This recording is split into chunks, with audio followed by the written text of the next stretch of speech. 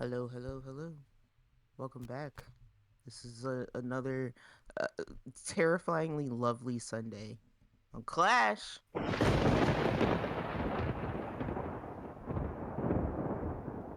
the Sibling Rivalry Podcast.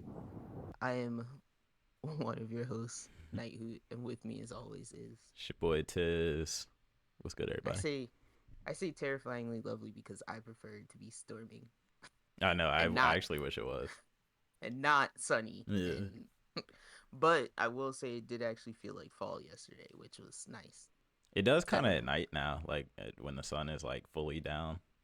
It's starting to be kind of cool, which is a It good doesn't sign. feel it doesn't feel like that double sun Star Wars like it's two suns outside. Yeah. Like Tatooine or something. Yeah, like where you Doesn't feel see like like that's how Tatooine. it feels like there's two suns setting Yeah. on most days. Nah, literally. You ain't joking. Welcome back to the double sweaty sibling podcast. Uh I actually haven't even turned my fan on yet. I had to turn my fan is on even though my AC is working this Yeah. week. We are not sweating to death. Yeah. Thankfully. I'm just trying to keep it low to make up for the bill because my bill was outrageous from when it was When it pumping was. and Yeah. breaking down before. So I'm trying to make up for that. So I will be complaining slightly until that make up for that. Wasn't it you that was telling me about that little like it's like a neck fan that you can like walk Yeah, around with it and it I do still have that. I oh, you travel with actually have that. one. That's funny. Yeah, I've used that at your house. Remember? Oh yeah, you did. Yeah, you did bring that over. I'm very obnoxious about it. I can't hear. Yeah, I can't hear anybody talking to me when I'm wearing that.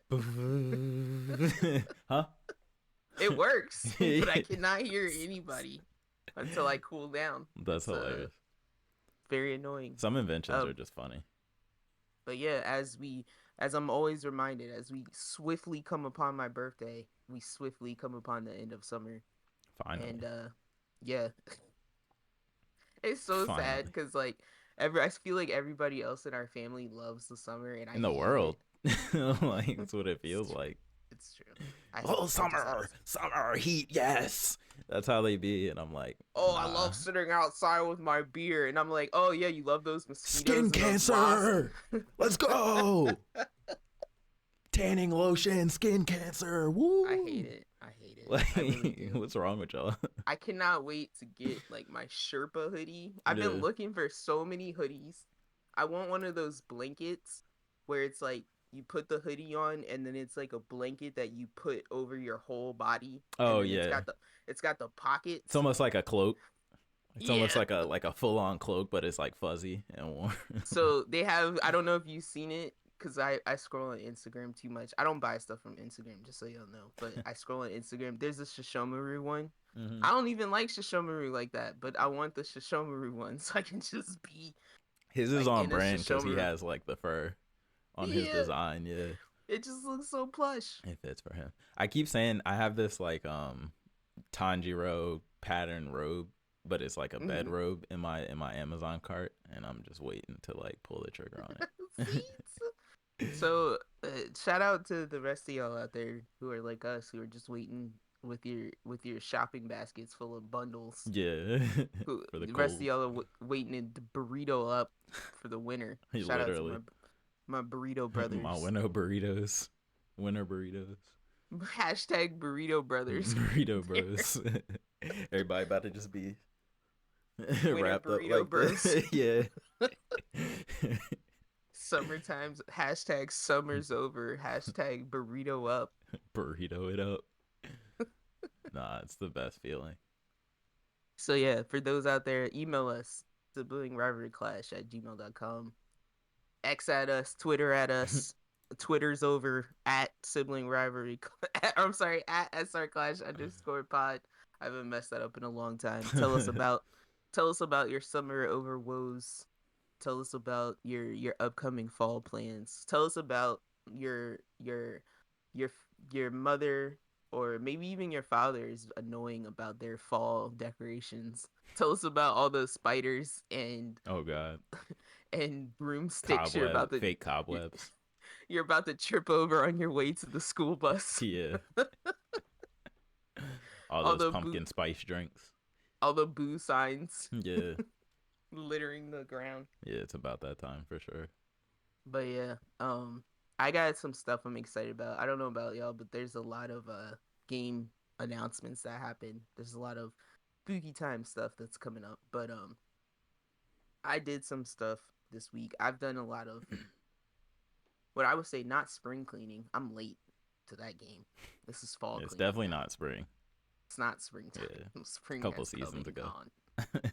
I'm late. Yeah. I'm late to everything. That's because I'm a fall baby. I'm late to everything. Not facts.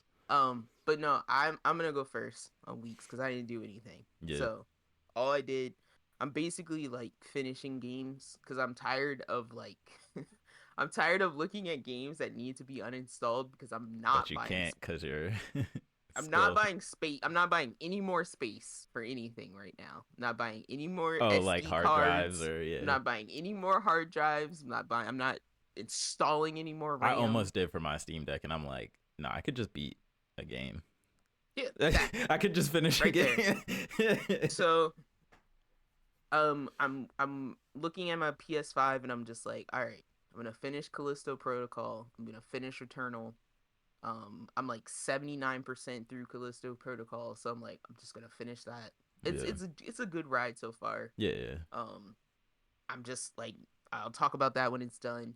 Returnal is a completely different game from when I started that. Oh, for real, So like updates wise and stuff. yeah, I'm just noticing that there's just like there's something called like Tower of Sisyphus now, which I'm assuming is some type of like challenge for Challenge people mode, of just yeah. completely beating the game. Yeah. There's of course co-op now, so like if Tiz ever decides to buy this game, Oh, it's gonna happen. I'll just be waiting for him to play it because It's now gonna I'm happen. eternally stuck on the first boss because Yeah. I've reset myself. No, I'm just kidding. I'm at the first boss again, so I'm playing that. But yeah, I had to reset myself because I was playing it and I'm like, I'll never remember these controls. Returnal's such a flow state game Yeah. that I had to reset myself, and I'm like, once I reset myself, I'm like, oh yeah, You have to now do I the remember build how up to play again. this. Yeah. Yeah.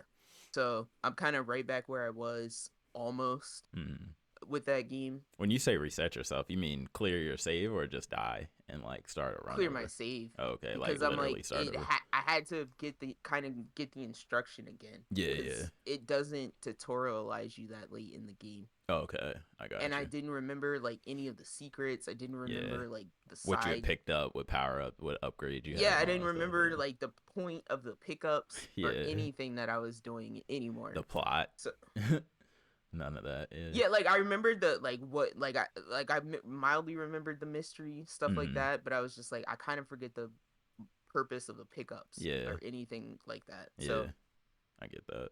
cleaning that up. But yeah, I lost like 20 hours of Paper Mario, Oh. and based on a release that we're gonna talk about later, coming up in the next year, I'm gonna clean that up. So a lot of game cleanup that's happening. Yeah. Same thing with PC. I'm still playing through Starfield, but again, not. I'm still not super drawn to the plot of Starfield a lot. So there's a lot of just like putting on a podcast or putting on something to listen to and playing through that game and not super hardcore caring about the characters. Yeah. I don't know. I haven't heard anybody else say that they cared that much. It seems like people are making their own plot circumstance to care about. People like are role playing. Yeah, like people like the most. Let me think. I'm like the most action that I've seen or most thing that I've seen someone care about is like somebody said like their wife in the game was divorcing them because they bombed a crowd of like NPCs or something like that, like plot driven wise. Yeah. But I'm like, yeah, it's hard to like be motivated because any little story decision you do is going to change something, like have an effect in the game. So it's like it's just hard because you don't know. Yeah. You don't know what's gonna happen. What you're going to affect. Exactly. Yeah.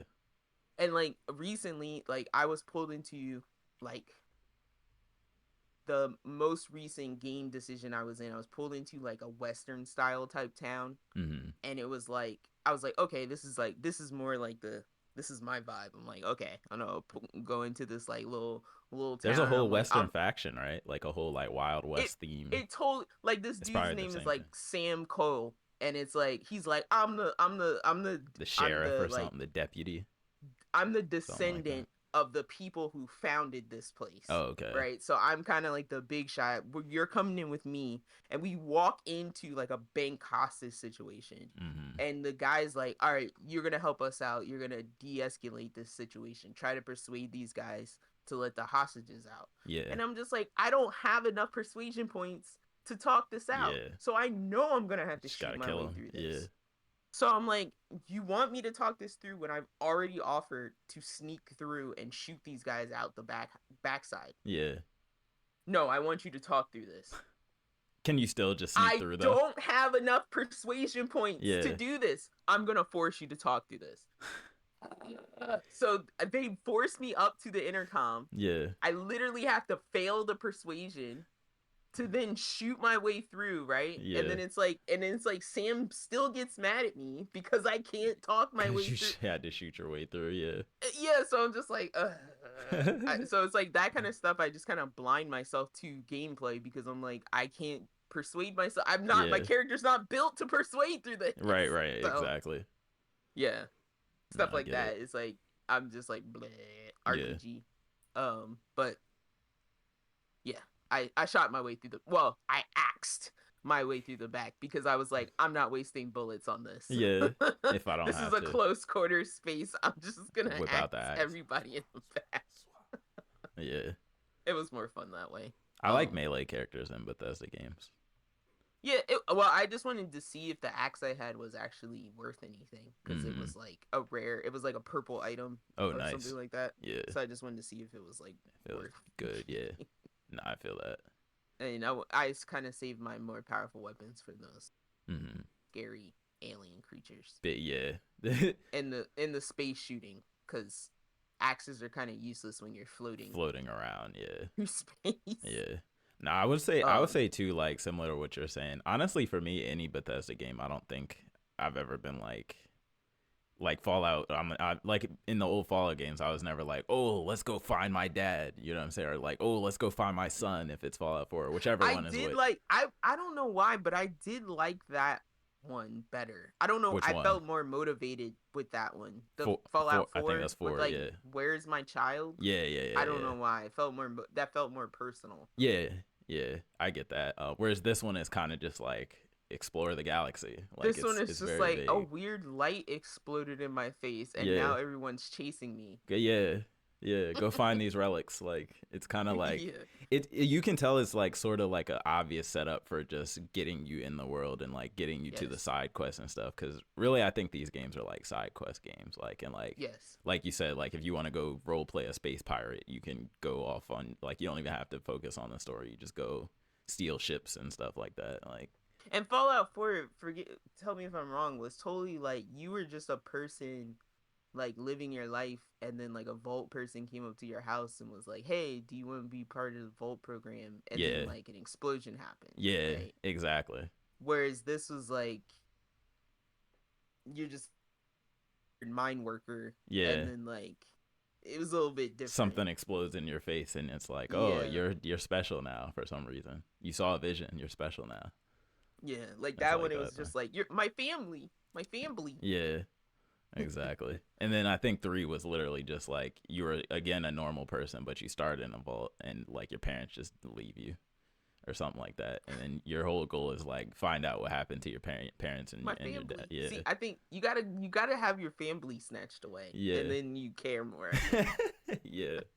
See, if your family was in that mine when the lights exploded, it would be more compelling. Yeah, because right now Sam is in my ship with his daughter, and every time we take off, him and his daughter are having some banal, annoying conversation. Yeah, like she's telling a dumb little joke, or he's saying something, and I'm just like, if something happens to her, I'm not really gonna care. Yeah, because it's not your dog. I'm like, they're just having some annoying chatter, and then like when we left the lodge with her, I'm like, are you bringing her? Like, why the hell are you bringing your child into on this? danger like this? So I was kind of just like, that's at your own risk that you're bringing that small child into space. No, you know something happened. They're gonna be right up in your face in that cutscene. Like, you want to help me find my daughter? Don't expect me to be launching out in the space with the same aggro as you when this child gets kidnapped. No, in these type of games, my motivation is always like, all right, I'll do it, but like, what's the reward? Like, tell me what the reward is up front, or you got to pay me up front, and then I'll do it. No reward. I'm trying not to hit that money prompt. Yeah. Every time it comes up, every single time I feel like they're gonna pay me anyway, whether I'm nice or not. So stack it up. Can I get more? Like, can we double that reward? Like, what are we doing? Because I feel like if I hit the "Are you gonna pay me?" talk prompt, I feel like they're gonna get snippy or something. Yeah, I feel like my companion character is just gonna hate me. They're gonna get mad every time I hit. Yeah, whereas like they're gonna pay you if you're just nice anyway. Yeah. Shout out Vasco because he doesn't judge you for anything. Oh, sweet. Vasco's the robot. Oh, nice. He doesn't judge you for anything. You could commit crimes in front of him and stuff. He's just like, I'm a robot. I'm trying to remember. I'm like, care. I think that's the character I brought with me always in Fallout 4. Yeah. Whatever character that Cogsworth. was. I think it was Cogsworth. Yes. Yeah. Or the dog. I always brought the dog 3. Yep. No moral compass. They're just there for you. Just like, come on, dog. Fuck the people. No, they're always not judging judging my decisions. That's funny. But yeah, so I'm just finishing up games, and I'll probably just keep dabbling in Starfield in between those. Yeah. So the one thing I wanted to bring up though that I did kind of watch and participate in was I wanted to and have been ogling for a while the Johnny Depp and versus Amber Heard special on Netflix, because I kind of half paid attention to it while it was happening. I was catching the like snippets of it on YouTube. I guess at the time I didn't what's the word I wanted to say? At the time I didn't capture the specialness. I'm help me out here if you have the words for it, brother. Yeah. But I didn't feel the weight of them airing this as being something special. Like the coverage, I should say. Yeah. Oh no, the Discord. My whole computer freeze? Oh god. But the Netflix my whole computer froze for like 2 minutes. Sorry, I did something that I don't normally do. Which or something that I do normally before we start recording. Oh, okay. Like my whole computer froze. Video. But sorry, I didn't want to look at the soundboard, not have a video. Oh no, you're fine. First. Normally I do that before, but so I didn't realize that the coverage of this was special. I thought it was just, the fact that it was 2 high-profile celebrities, one of them being high-profile, one of them being high-profile because of who she was married to. Supposedly, now having watched it, that was a strategy of Johnny Depp's, like his. Don't tell me it was a marketing strategy. Not a marketing strategy. It was a strategy of his team, of like the whole court case. Oh, to like get him to look better in the not to look better, but to get it to play out, I guess, on his side. Right. Was to have this all air out over the court, even though the jury was not supposed to see any of this over the course of the trial. Impossible. Exactly. Right? Impossible. And so the funny part is like at the end of all this, both sets of attorneys were interviewed, and Johnny's attorneys were like, oh, the jury was like admonished every single day that they were not supposed to see any of this.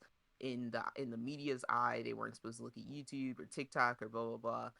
And I think they adhered to that. I think they were responsible. Impossible. Blah blah blah. Whereas Amber's attorney was like, "Oh, there's no way. Yeah, there's no way they didn't see any of it." way. Blah blah blah blah. But the interesting part of it, so you and I, prior to last week's podcast, before we recorded, we talked about this a little bit, and we were laughing at it because most people, even most people who didn't pay attention to this, heard about the poop in the bed. Yeah. So we were making fun of this because we were like, how could you, like, how do you, we were like, she did it, right? Like, we just kept saying, like, she pooped in the bed. And how do you blame it on the dog? Because Johnny was just like, this is human-sized species. Yeah. It's a little dog. Well, here's the interesting part. So, over the course of the documentary, because it's like 3 episodes, they would show stuff like that. So they showed the poop thing, and they showed like the series of like text messages, the evidence, whatever. And then they showed this other, they showed how it looked in the media, and they showed how people played it up, social media played it up to look like, make Amber look dumb, right? Right. But then they showed kind of that backing hidden evidence. So there was all this stuff that, because it ended up being like a case about personal character, there was all this evidence that Johnny's team was allowed to have sealed. So there was all this evidence that post-trial,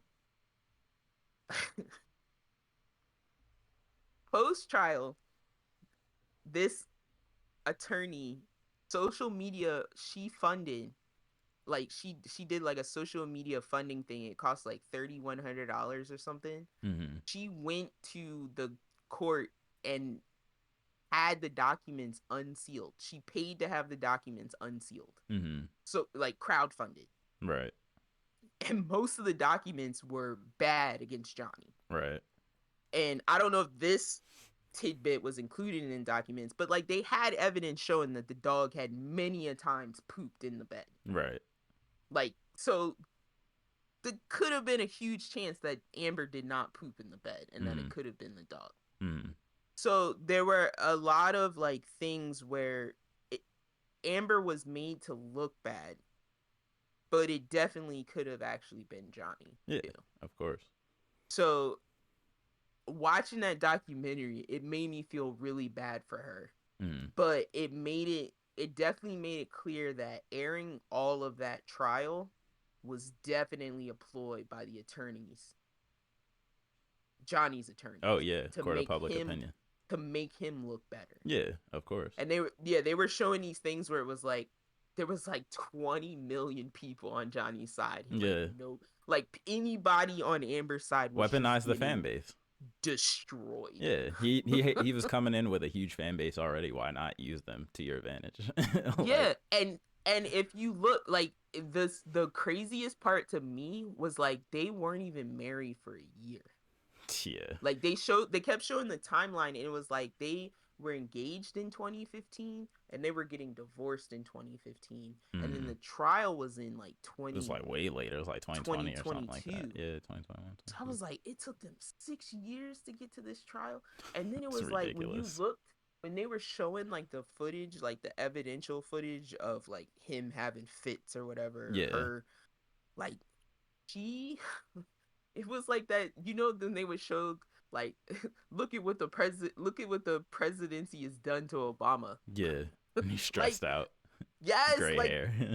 That's what it looked like with her. I was like, and Johnny too. I was like, I believe it. God. Yeah. I was like, this relationship has aged them. Wearing each other out. Awful. Like she looked like a spring chicken to like a crotchety old hat. Like it was awful. I was like, oh my God, these people have like destroyed each other. Absolutely. It was terrible. That's why I was always saying, like, the most likely scenario is probably that they're both just doofs. Like, it's probably not one or the other. It's probably they're both just doofs. Like, yeah, but I was just like, the media, people were just, it was awful. And then it was like they did spend probably about 15 to 20 minutes And the best part, and this is what I love. This is my my little squirrel Yeah. up in the tree.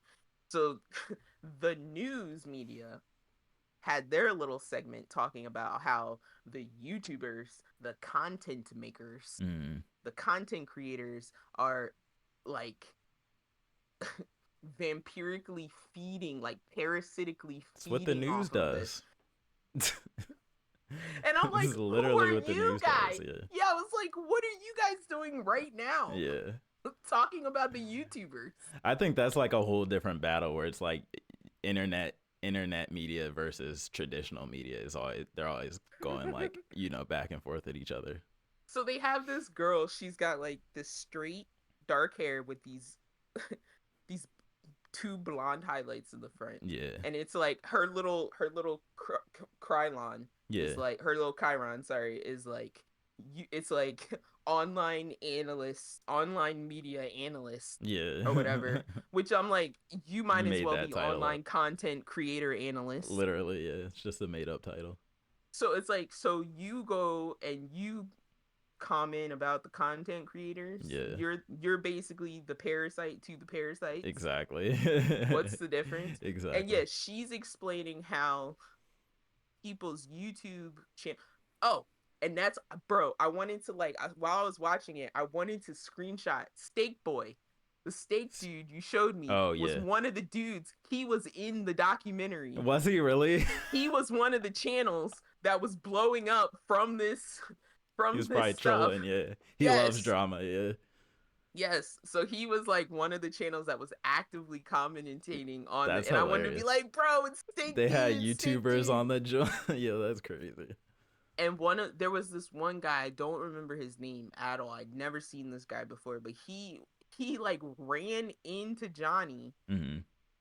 Like, he was covering the footage and ran into Johnny live while the verdict was like waiting to be read. Oh God, that's awkward. And it was super awkward. So then he's like, Johnny, bro, he's probably being annoying. He's like, we've been supporting you, bro. And then Johnny's like, oh man, he's like, man, you've been keeping me positive, bro. You've been helping me. And I'm just like, this is beyond so creepy. Yeah. Like, this is it's like, because this is just like, you're too close. Like, you're too close, he's too bro. in it. Yeah. Nah, so, and it's like, this is somebody's like, it's somebody's like real somebody life. Yeah, it's like, it would be like somebody coming into like it, like, imagine like our parents' divorce or whatever, right? It'd be like somebody coming up to your dad and be like, oh, the way you're like keeping it up against their mom, bro, like, oh, I've been there, man. I've been. Let's like, go, somebody bro. Get you. Yeah, like somebody cheering on your dad at the grocery store for like breaking up with your mom. Like, it's so weird. This is the problem with celebrity culture here. It's they're just regular people too, but we like. Yeah. And he's like, I've been there, man. I've been there. Yeah. Like, what are you like? Who are you, fam? He doesn't know you. But yeah, the last thing I'll say, and I'll leave it here, is the last thing is like, there were so many moments where like Johnny would go in with security dudes. Yeah. And they would have footage, like he would get off an elevator where they had cameras, go to a place where there are no cameras. He would have people with him. But then he would enter a room where it was just him and Amber. Mm. Something physical would occur. Amber would start screaming. Yeah. Like, there was one where she said he threw a phone or something at her. I think I heard about that one, yeah. And she said it hit her face. Yeah. Right? Somebody was on the phone. The person on the phone says they hear her, like they hear the phone hit I hear myself being thrown through the air. Right? And then she's like, oh, you hit me. And then, but Johnny's describing it like she's acting. Like, she's like, oh, you hit me. Which she is an actor too, right? They're both actors. Yeah. Right. It gets and weird. Then, so he's like, I'm 20 feet away from her. She starts acting like I hit her. But then the security guard's like round the corner. Yeah.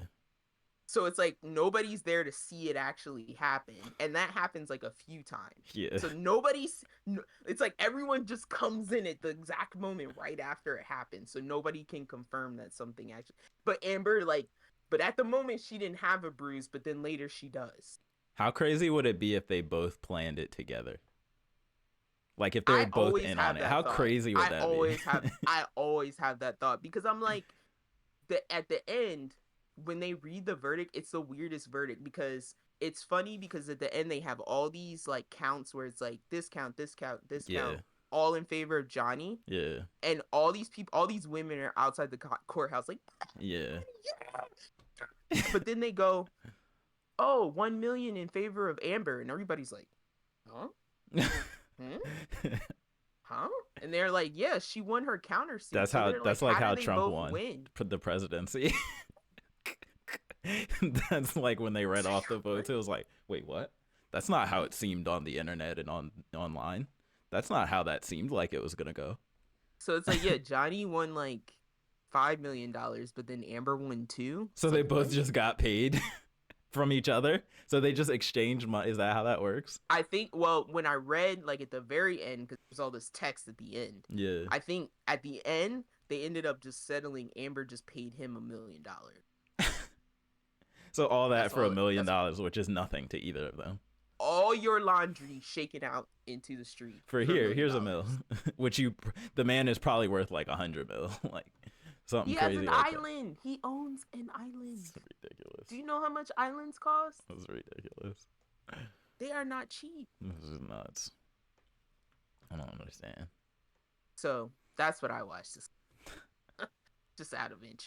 We need like a better system for court. Look, like, I can't wait till Will Smith and Jada Pinkett decide to throw their baskets out because I will watch that. And I'm always like looking at these things and I'm like, how, like there'll be all this leaked footage from like all different sources and I'm like, who's leaking all of this? Like this is all supposed to be like confidential. Like all them assistants they paid. Yeah, like why is this so public? You gotta have people signing NDAs left and right. You cannot have. People will be in blinds. Oh, people will be listening around corners. Absolutely. You gotta have everybody ready to spill the tea. It's crazy. You gotta get the signatures. And a bunch of people don't even want like money or nothing. They'll just let it go for the free, just cause. For the notoriety, just to say that I was the leak. Yeah, exactly. I got this info about Johnny first. So weird. The scandal. Yeah. Scandal culture. No, because I was gonna say my favorite one, I think to this day is the fire. That fire. The fire festival, yeah, with Ja Rule and all. Because that's not like that's not a person. Yeah, that's not one particular person. Yeah, collective, I guess. That still to this day is like, how did that even happen? Like, how'd that even get through? It's like, I will suck your dick for the water. That was a comedy documentary. Please. Yeah, that was a comedy documentary, to be honest. And then I saw an article saying they were trying to like do it again, like Fire Festival 2, but like do it right. And then on top of it, you had competing documentaries coming out. Yeah, I forgot about that. Let's race to get the documentary. Like who can get their slightly altered news out first? Who can get their skewed, their biased news out first? It's like, ooh, Netflix has the extra behind the scenes footage. Yeah. Oh my god, it's nuts. Oh god. Only here. What did you do? Only here. Only here do we have enough free time. We got that extra interview. Yeah. It's ridiculous. Stupid. Oh man, yeah, that Will Smith one is coming out though at some point. I guarantee it. That Will Smith Jada one is coming out at some point. Who's gonna leak it though? August, they didn't have that third kid. August is gonna leak it. Who's August? The dude the wife who Jada was entangled with. I'm like, they didn't have that third weirdo kid to like who just doesn't give a damn. You know what I mean? What about that one that we always forget about? The older son. No, because he's too loyal to the mom, to the other mom. You know what I mean? Is that like his real mom? Yeah. Oh, okay. You know, he's got to take care of his mom. So yeah. His mom is broke. Like she's in like what did they call them schemes? MLM pyramid. Oh yeah, multi-level marketing. Something like that. She's in like MLM schemes. She ain't got no money. She's taking PPP loan scams. Will didn't set her up. That's rough. He picked the wrong one. Then it seems like. Nah, I think Jada was already famous before. I think they were both like acting. Jada's. Right? I've heard that Jada is crazy. Oh, I've heard. Yeah, I'm sure. I think Willis. I think Will is trapped. I think this is a will blink twice if you need help situation. This is a get out. Yeah, exactly. 100%. The 100%. They all those memes where they just show him like just a straight face with the teardrop, like his soul's broken on the inside. The Michael Jordan crying. Yeah, exactly. There's a lot of it. So yeah, hopefully Will's good over there, man. Blink. Like if he could Gemini man himself out of this situation, he totally would. Oh man, that's rough. That's rough. Poor Will. Look, men make their decisions. I don't have time. Nah, yeah, it is what it is. It is what it is. Y'all have all the power. I don't have time. You're not wrong. You're not wrong. Oh man. But yeah. Shall I? Tears, just so y'all know. I pour up some Henny for him. I'm just kidding. Pour out a glass for my man. Please, he could buy he could buy us a lifetime supply. We gotta look and see like at what point in time like the movie started going downwards. No, you know what? I stopped pitying him when he bought his son 2 seasons of an anime. That sucked. No. That's when I stopped pitying when he him. bought his son the anime.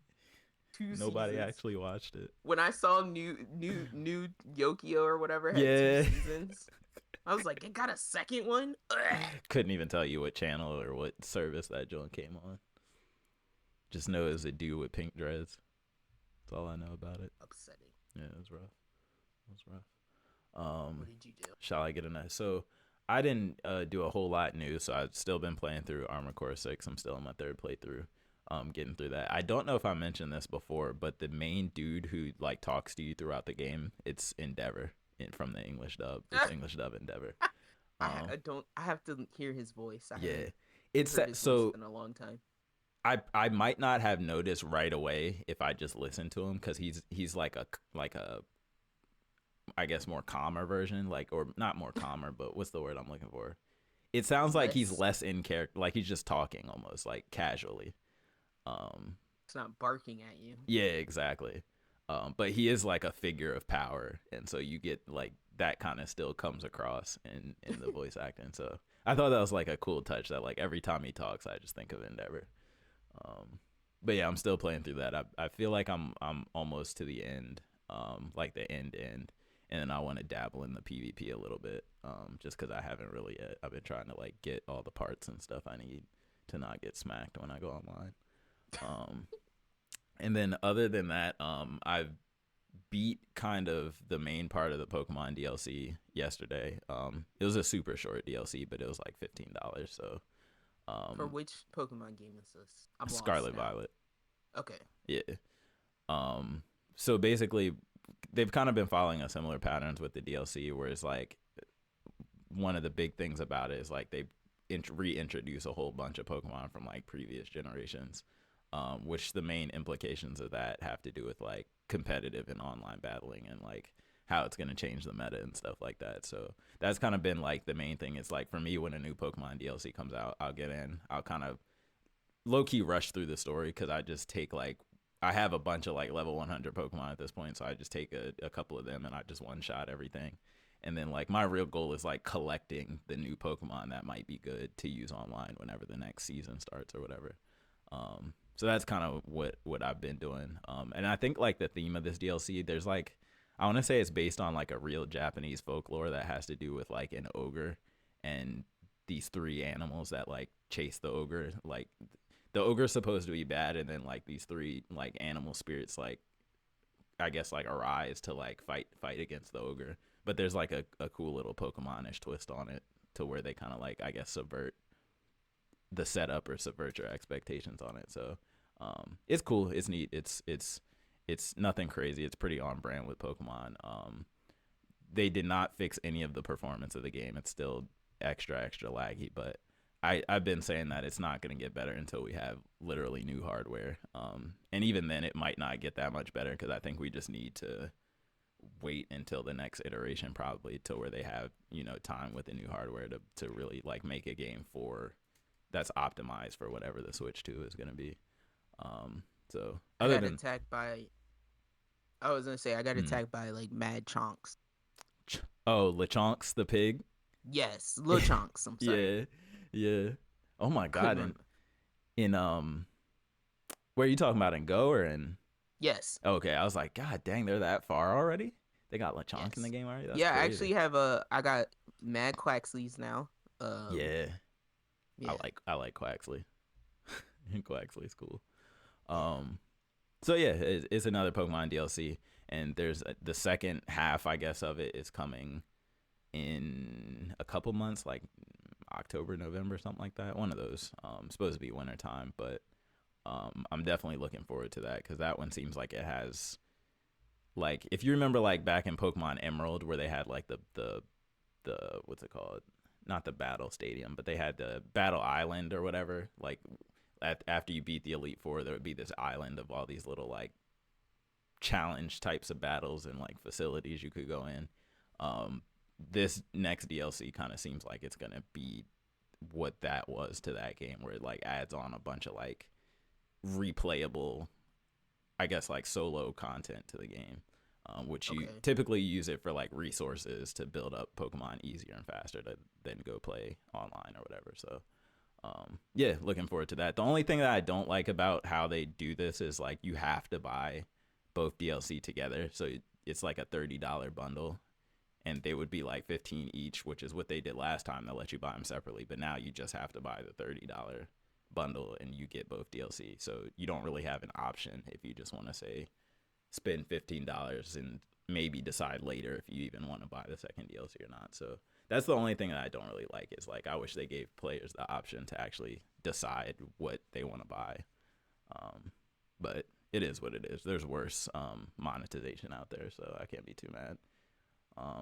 And then the last thing that really I've been doing, I've also been playing Starfield too, but not kind of on and off the same way you are. So I'm still super early on, which is why I don't really need to talk about it a lot, because you're probably way further than me at this current point. But on that same Probably note, not. You don't think so? No. I don't know what I'm doing half the time. Like I feel like I messed up my ship build, like, and I had to go back and like fix it to pass one of the missions. Oh yeah, probably like, that ship starter mission where they first teach you how to do it and stuff. There's one where it's like you have to like dock on this dude Moara's ship that's like under attack, and like he kept like blowing my ship up because I couldn't like escape him fast enough to like stay out of his range of attack. And I was just like, what is going on? Is my ship, did I mess my ship up? Like, is my ship too weak or whatever for this, or am I supposed to be doing something else? Because I was like, all my power is in my shields. What is happening? Yeah, I'm not a huge fan of that little like multi-manage. I'm not smart enough for that shit. I don't think it plays out the way they you know, like envision it. Like, it doesn't feel like you're like in a ship. Like, it more just feels like you're like finagling with the D-pad. Like, it doesn't really feel like you're like managing a ship like that. Because I'm always like, do I need more than one bar in my grav to travel to another star system? I don't think you do. I think it just takes really long to charge up when you only have one bar. You know what I'm talking about? Or not to charge up, but you know how right before you do it, that little red box comes on screen? That countdown is longer the less bars you have. That's what I thought. Okay. So I think I think the idea is like you're in a fight and you gotta escape real quick, and it's like, so you boost up your grav, and the timer, it's quick, and then I think that's like what they're trying to. But I want to grow up in a time when that's how star travel is, where you just get in a ship and figure it out. You just wing it. Yep, like driving a car. Honestly, I guess that's the goal, right? To get it. You don't have to worry about breathing in space. Exactly. That's the least of your worries. All the oxygen and stuff is just handled for you. And the fuel. Yeah, and the fuel, for sure. But I'm definitely intend to play a lot more of that, because I do overall like enjoyed the game, like for the same reason I like just other Bethesda games. Like I love just going around just picking up random stuff. Like I love the sound it makes when you pick up like just stuff in the world. It's like one of the most satisfying sounds. I want to just go to somewhere and mine rocks. Yeah, I love I mining. can't wait to just go like scan stuff on a planet. When they first gave me the scanning feature, I just literally I spent like 20 minutes on that very first planet just going around just well, yeah, when I first figured out, I'm like, oh, I can just go to the other side of the planet and scan stuff. You just go over there. Sweet. Just mine, yeah. I love like little mundane like collect stuff like that. Yeah. So yeah, that's fun about it. But on that same note though, I started a Mass Effect Legendary playthrough. I had actually started this before I bought Starfield. So random. No, so I started before I got Starfield because I was like, let me see how I'm feeling about space right now. And I haven't actually ever played the Legendary collection, which is it's a remaster and they added some new stuff. Mass Effect. Oh, Mass Effect is so good. But it's kind of the I feel like it's like almost the original space like RPG where you're like making dialogue options. You're changing how the story goes based on if you do good or evil. Like I recently just had to make like a decision that's very reminiscent of a Fallout game or of a Bethesda game where like basically it was like I was introduced to this race of aliens, right? Mm-hmm. And one of them is my companion. And basically these aliens like they're like rabbits, right? Like they can give birth like in a lot of quantities really fast. So this other species of aliens introduced this disease that makes it so they can only give birth successfully like 1 in every 1,000 tries. And so I'm basically put in this position where I have to make the choice of this evil dude that we're fighting. He basically came up with a cure to the disease. And so my teammate, he gets real like hyped up about it. He's like, we can't destroy this cure just because it's a villain. Like this is the fate of my entire race. And so it's basically the decision ends up being on me is on whether I destroy the cure to make my teammates like entire race is gonna be like essentially perpetually dwindling down towards extinction because they just can't have babies fast enough, or I can let the cure go, let them repopulate, but then potentially they would have the power to like take over the rest of the universe. And so it's like there's a whole bunch of decisions like that throughout the game where it's like you might literally have to just gun down this companion if the conversation between him doesn't go well. Like if you tell him you're gonna destroy the cure, he like draws his gun on you. And from that point, if you don't de-escalate, y'all gotta kill each other. You gotta kill him. And now you just are missing a companion for the rest of the game. So and Mass Effect 2 like every game. No, seriously. And Mass Effect 2 is like really cool because with the Legendary Edition specifically, and the Legendary Edition is 1 through 3, so Mass Effect 1, 2, and 3, back from when they came out, but just in one bundle. And with this game, any decision you make in 1, they all carry over to 3. So they carry almost like Telltale games, like the decisions you make carry over 1 through 3. And this was one of like the first games that I'd ever seen done that, especially like a big RPG. Like even to this day, I don't really know any other RPGs where it's like, do you want to import your save from 2 games ago? You know what I mean? Mm-hmm. Like games just other than Telltale games don't really seem to be doing that a whole lot. Yeah. So yeah, I really love Mass Effect. And it holds up really, really well with like the updated HD graphics and stuff. You can tell that it's a little older, but it's still very, very, very much playable. So I'm slowly making my way back through that. Just one of the best games ever. But yeah, that's kind of all I'm doing right now. I'm like, that's just me making like not knowing how to use controls in games, making terrible decisions. No, because like them PS2 games, going back to some of those, it's like yuck. Like why? Like you had the same controller. Why did you think to map the controls like this? You know I just meant like I might smack a character and then like they'll never speak to me again for the rest of the game. Oh yeah, I've done that too many times again, and then I'm like, oh. So Mass Effect has this thing, right, and it's annoying, but you speed through dialogue with the square button, so that'll like advance the dialogue, but you don't know. So like it also is the select button for a choice.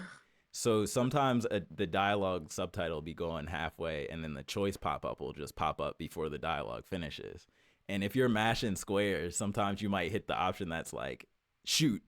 You know what I mean? And now it's like, dang, now I got to reload my save because I was mashing square too much. And I just murdered one of my companions. So, yeah, I wish that wasn't a thing because I tend to mash square a lot. Han Solo my way out of a situation by accident. Yeah, exactly. But yeah, that's kind of all I've been doing really. There's a whole bunch of games that are like on my to-do log to play. It's kind of ridiculous. Got to play Liza P. Like I really want to play that game. It's just a whole bunch of crap. Oh yeah, September 16th has passed. There's a whole bunch of stuff. It's ridiculous. It's ridiculous. Yeah, Liza P is gonna take the place of Steel Rising for me. I feel like. I think it probably. It's like the same game motion. Yeah. And Liza P, I think has way more budget. I want to be a steel puppet. I want to be instead of a wooden puppet. I want to be a creepy marionette. Yeah. In the 18th century. It's interesting they do both have the puppet thing kind of going on. Yeah. But yeah, you ready to move into some news? Yeah, let's do it.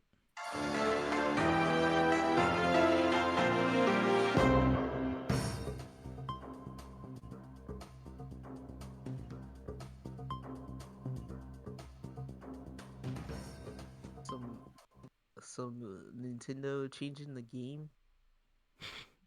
For a second, Nintendo being late as usual. For a second, I thought Princess Peach was just stealing from that other game that I told you about. What other game? That On Guard game that I told you that like I really want to play. Just because it has fencing. When I saw her in that, like, yeah, I was like, are they just stealing from another property?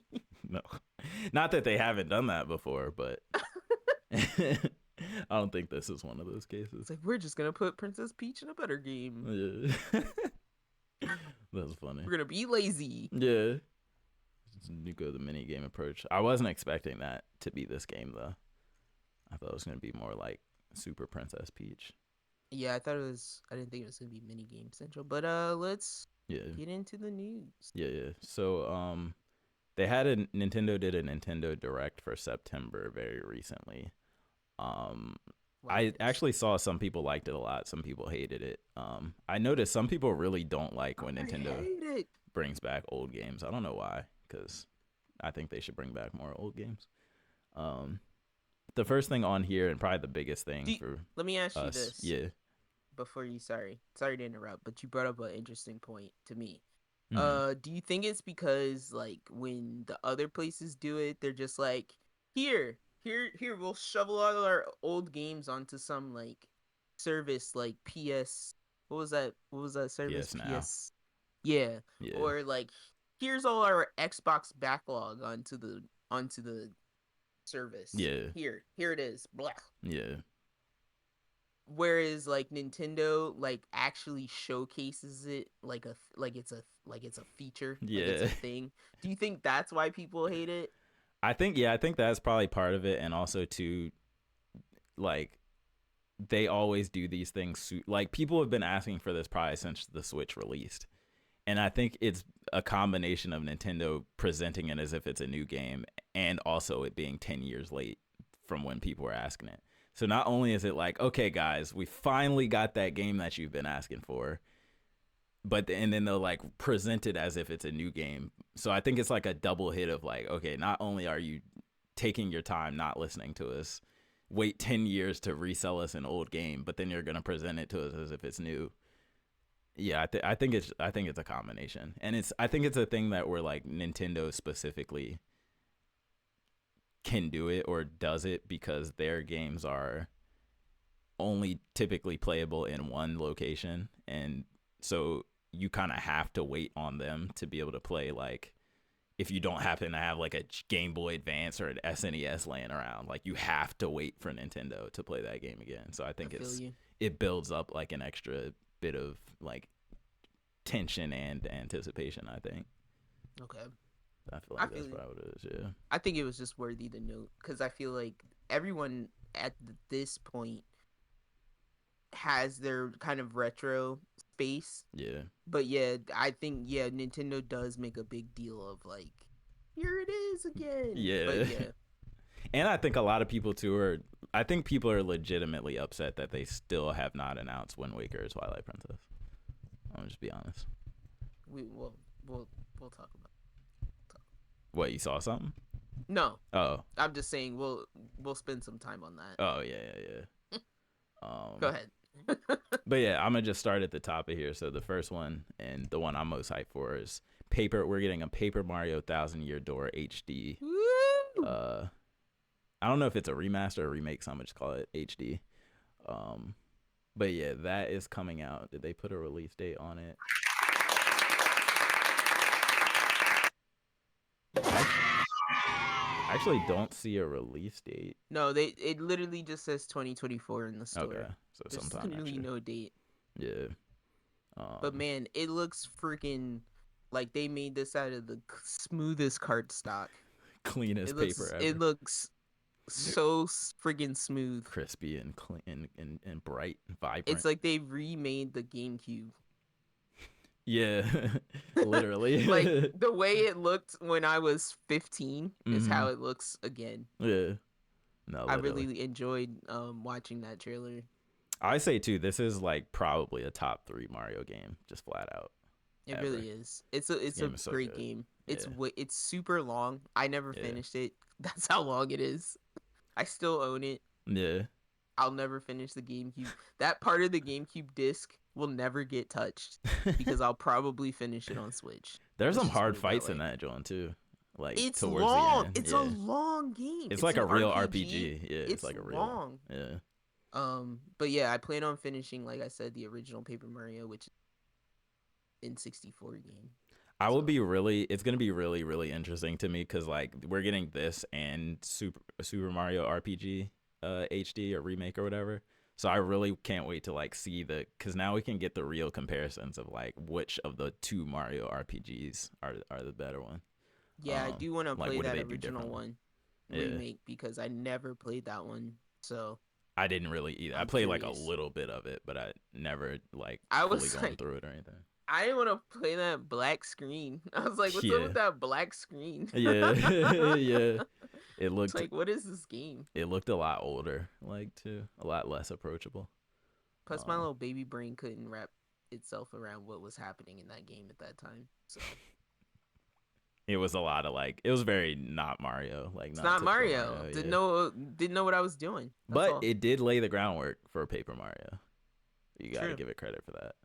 Yeah, by the time I got there, I understood. So I'm really hoping like some of the writing in that game is like, because I really love the writing in Paper Mario. So I'm hoping it's got kind of that like quirky, you wouldn't necessarily expect this level of like humor and stuff from Mario, which would be cool.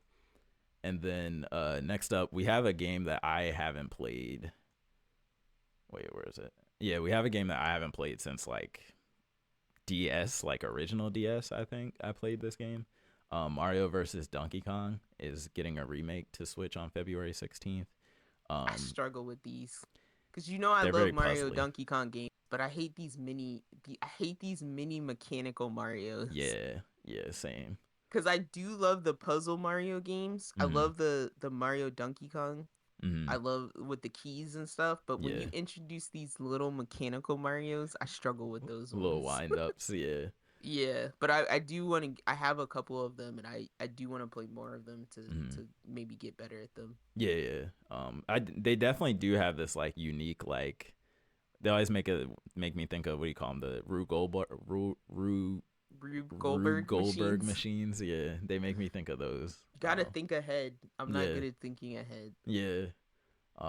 So yeah, that's good for the people that are looking forward to that. And then this one was one that made a lot of people like upset a little bit. But it's whatever. I didn't have high expectations. So they announced, there was a leak beforehand that said that a new F-Zero game was going to be announced. And so, as you can imagine, F-Zero fans probably got really hyped. Oh, is this like, but this is like, you know exactly Tetris 99? Yeah, so we got F-Zero 99. It's on Switch now. How does this work? So it's just 99 of you on a racetrack, and you hit the walls and you hit other players, and the more damage you take, the closer you're destroyed, and the last person to be destroyed is the winner. So it's kind of just like a classic like SNES NES F-Zero gameplay, but in a 99-person race. And these games one are only available to Nintendo Switch Online members, which is always interesting to me because they don't sell these games. They're literally just free, and you can only play them if you have online. And these games also get discontinued. So like I was looking for the Mario one recently, and I didn't realize it actually got fully discontinued in like 2021. It got replaced with the Pac-Man one. So if y'all don't play these games, they'll just straight up take it off the service. The Mario one? Yeah, Mario 35. So it came and went so fast, you don't even remember. Missed that one. So yeah, if y'all don't play these games, Nintendo will straight up pull them, and you'll never be able to play it again. So F-Zero fans, take what you can get, because they will snatch this off the service if you complain too much. Take what you can get. Take what you can get. Hey, can't help it if it's not as lovable as Tetris. Yeah, I mean, and people should have known the Tetris one. I'm surprised about the Pac-Man one though. Like, I didn't know there were that many Pac-Man fans that you could keep a Pac-Man is everywhere. Yeah. Pac-Man is everywhere. It's crazy. Isn't there one other one I'm forgetting too? What was the very first 99 one they came out with? Tetris. That was Tetris? Yeah. So it's just Tetris, Pac-Man, and F-Zero right now, I guess. Yeah, I guess so. I forgot there was a Mario one. The Mario one was like kind of like a level, but jumping. It was literally Mario 1, and you would all be going through the level at the same time. Totally forgot about that. Yeah. And like the 35 didn't line like up with the one? 99. I guess not. I guess enough people weren't playing it. Dang. I play them all for like a little bit, like a couple days, like a day or two, and then I kind of okay, I get what this is. I just bounce. And then next up, so they showed off the Princess Peach game that they announced a couple of directs ago, and it's called Princess Peach Showtime, and it's coming out in March 22nd, 2024. Very interesting. Who's the market for this game? Who's the market for this Super game? Princess Peach fans. Even though, so this game, it looks like the gimmick is more like, weirdo. You weirdo. What? People love Super Princess Peach. I was like, but that's not like, that is not what I meant, and you know it. Oh, that's her only game. That's her only other game. But no, this game looks like the gimmick is kind of like, so she switches outfits based on the world she's in. Yeah, she's in a play, and she switches outfits based on the theme of the play, which is like the world, and then like the gameplay also switches. So she has like a fencing outfit they showed off where she's doing like sword fight and stuff. They had like a bakery outfit where she's like doing cake baking mini games. Detective Peach. Detective, yeah, where she's being a detective. So interesting, like, because I thought it was really just going to be a Peach platformer, but I guess that's kind of what the that's Mario, what I thought too. I guess that's what the Mario Wonder game is, because you can just play as all the Mario characters if you want to. Like, you could just be Peach in that game and just do all the Mario levels. So I think it makes sense why they would want to take it in a different direction, just to hit something that's not already being covered by another game. But yeah, we'll see. This kind of feels like, I don't know if you remember back in the day when they were like, they would have like a Cartoon Network would have like a cartoon showcase where they were like, here's 4 cartoons, vote on the one that you like and we'll make a show out of it. Yeah. This feels like we have 5 Mario ideas. We're gonna vote on your best one. Like, well, or which character gets a game. Well, it feels like internally in the company they had like 5 Mario ideas, and they were like, let's vote on the ones. Let's vote on the ones internally that we're gonna push to the outside to actually make it. Yeah. Some were probably weird too, no, Nintendo. It feels like this is the one that like bubbled up to the top somehow. Yeah. You know what I mean? Yeah. I don't know. It seems pretty tame though. Like, it doesn't seem like a wild. No, not at all. And that's why I'm just like, it feels like they had the Mario Wonder or Mm-hmm. whatever, and then they were like, all right, we gotta do something else. We gotta do something else. And Yeah. then, like, this feels like the something else Yeah, that yeah, like yeah. bubbled up to the top. Everybody was I don't noticing know. they got all the Mario stuff out in this direct right after the Mario movie, so they're probably Yeah, trying to capitalize. it just feels like it doesn't feel like a barrel scraper, right? No. But it feels like it feels like it feels like we gotta get it. We gotta get all the stuff out. Yeah, yeah. Like we're missing something. Yeah, like There's a where's demo we Yoshi? haven't hit. Yoshi's coming up The next. You Yoshi know it's story. coming. Yoshi It's story coming. HD. Let's Luigi's go. got some stuff out. Luigi Yeah. stuff's coming. You know Yep. it's coming. Oh yeah, we gotta get Yoshi. Wario, we got Wario. We're gonna talk about that in a second. Yeah, WarioWare is easy. That's easy though. Yeah, for sure. So I'm gonna just go down the list. Next up, we get Tomb Raider 1 through 3 remaster. I think it's actually cool that we're getting PlayStation retro games on Switch, which is kind of just interesting. Like, could we get like the God of War HD collection at some point? Devil May Cry collection. It feels like Switch is going. Yeah, we can run that. We can run that. Literally, they just take whatever. I'll probably get this. I was looking at it the other day. But did you play I just the don't older know ones? The price. No, I didn't. And Me that's neither. probably why. That's Me probably neither. why I'm interested. Yeah. I like these games where I don't really have to aim. I just need to point in the general direction of the danger. Pop, pop, pop. Yeah.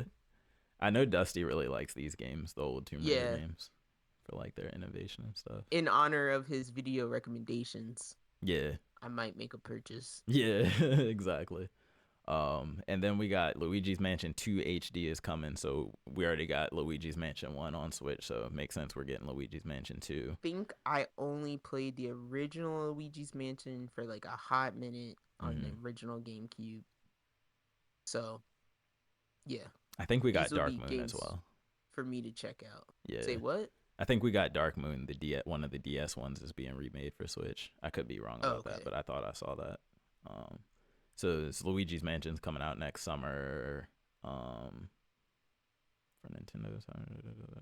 Yeah, next summer.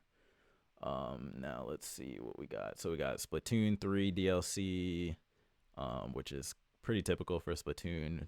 We're getting the new Prince of Persia game. It's a side scroller. I was like, wait, Splatoon out here looking like Nier Automata for some reason. Oh yeah, Splatoon gets wacky. I appreciate Splatoon though. 3 still felt like DLC. Palette. Yeah, the color palette, the paint. 3 felt like DLC, which is why I didn't buy it, but I still like Splatoon a lot. Yeah, I was surprised to see see Prince of Persia pop up over here in Switchland. Because interesting. I saw it in the back end Gamescom in the Ubisoft panel or whatever. So I guess it makes sense that this game would come to Switch because it's like the cartoonish art style. It doesn't seem like it's too hardware intensive. So I think this will probably be a decent Prince of Persia game. I know there. Looks like. Sorry. I was just saying it looks like that Go art style. Yeah. Like when those Go games are coming out. Literally. So I'm not mad at it. It's reminiscent of I really like I think it was originally SNES, but I played it on GBA, the Prince of Persia 2D side scrollers. They were actually kind of more difficult side scrollers. So yeah, like action side scrollers back in the day. So yeah, that could be cool. I'll probably try that at some point. And then Super Mario RPG, they showed some more of that. And then we got Trombone Champ coming to Switch. Such a weird game. I had to get that in there. Yeah. So I guess somebody at Nintendo just really loves trombone. They're an avid trombone enthusiast. This is basically a trombone rhythm game with some motion stuff thrown in. I was telling my sister when she first sent it to me, because in the preview, I forget how you hold the hands, but it was just something like that wasn't playing a trombone. Like they weren't doing this with the Joy-Cons. So I was like, wow, why aren't you playing the Joy-Cons like this, like a trombone? Yeah, they're holding one Joy-Con in one video and doing this in one, I know. And then I forget. There's one. I don't know if they're doing They're like just doing a this. wand, Yeah, I think they were. Yeah. but they say there's multiple control schemes. Yeah. So I don't know if there's just those two or if there's more than those two. But yeah, if you're not doing I this, feel like you you're gotta be. missing out Yeah. on like if they don't have an update where they patch that in, They have you're to. Nintendo, you're foolish. There was like You're being a 4-player bunch of co-op. noobs over there. Yeah, like y'all can't miss that opportunity. But yeah, I could see if you got multiple players, like if there's one person you could do this. But yeah, if I could see if you have multiple players where this could become problematic. Yeah. Yeah. Shoot, have everybody in the living room just looking goofy. Like, isn't that what Switch motion controls are all about? I gotta rewind for a second, bro, because you totally like Dukes a Hazard all over my question. Wow. You raced past my question I had for you. What was the question? But you did let me get my sound. You let me get my sound bite in, so I appreciate that. Yeah. Back for Super Mario RPG. We had talked about that so long ago. I was like, I don't know why they keep showing it. Like, I have to get my question in because I'm always gonna ask. What? Do you think Gino gonna get to be in Smash? Eventually. not in Ultimate, but in the next game, maybe. I thought they were never gonna make another Smash. No, of course. I thought this was the last one. Of course they're making. They're never gonna stop making Smash. The Smash to end all Smashes. Miyazaki is never making another Smash. But does Nintendo care? If it prints money, I think not. Oh my but gosh. yeah, it's like Metal Gear. Do you know how much Trombone Champ is? I have no idea, to be honest. Because they did. That was one of the release date. That was one of the games they were like, it's out now. Oh, it is out now? Yes, that was one of the games they were like releasing later. That's why it doesn't have a release date. Hold on, I'm gonna look real quick. Trombone Champ price. Trombone Champ on. No, it's not on Steam. Here we go. Trombone Champ. Oh, it's $30. Okay, $29.99. Yeah. And worthy to note that. Oh, I'm sorry. It's 15. I'm sorry. Okay, that's what I thought. Was like maybe it's one of those cheaper ones. Yeah, it's only 15. Worthy to note that Super Mario RPG comes out on our brother's birthday. Woo! Yeah, I'm definitely gonna play that game. I am hype about the next game. Dave the Diver. Yeah, I see this. I keep seeing this pop up on my Steam Deck like recommendations. I'm really gonna think about trying it. I kind of played it on PC with controller. It's a little bit.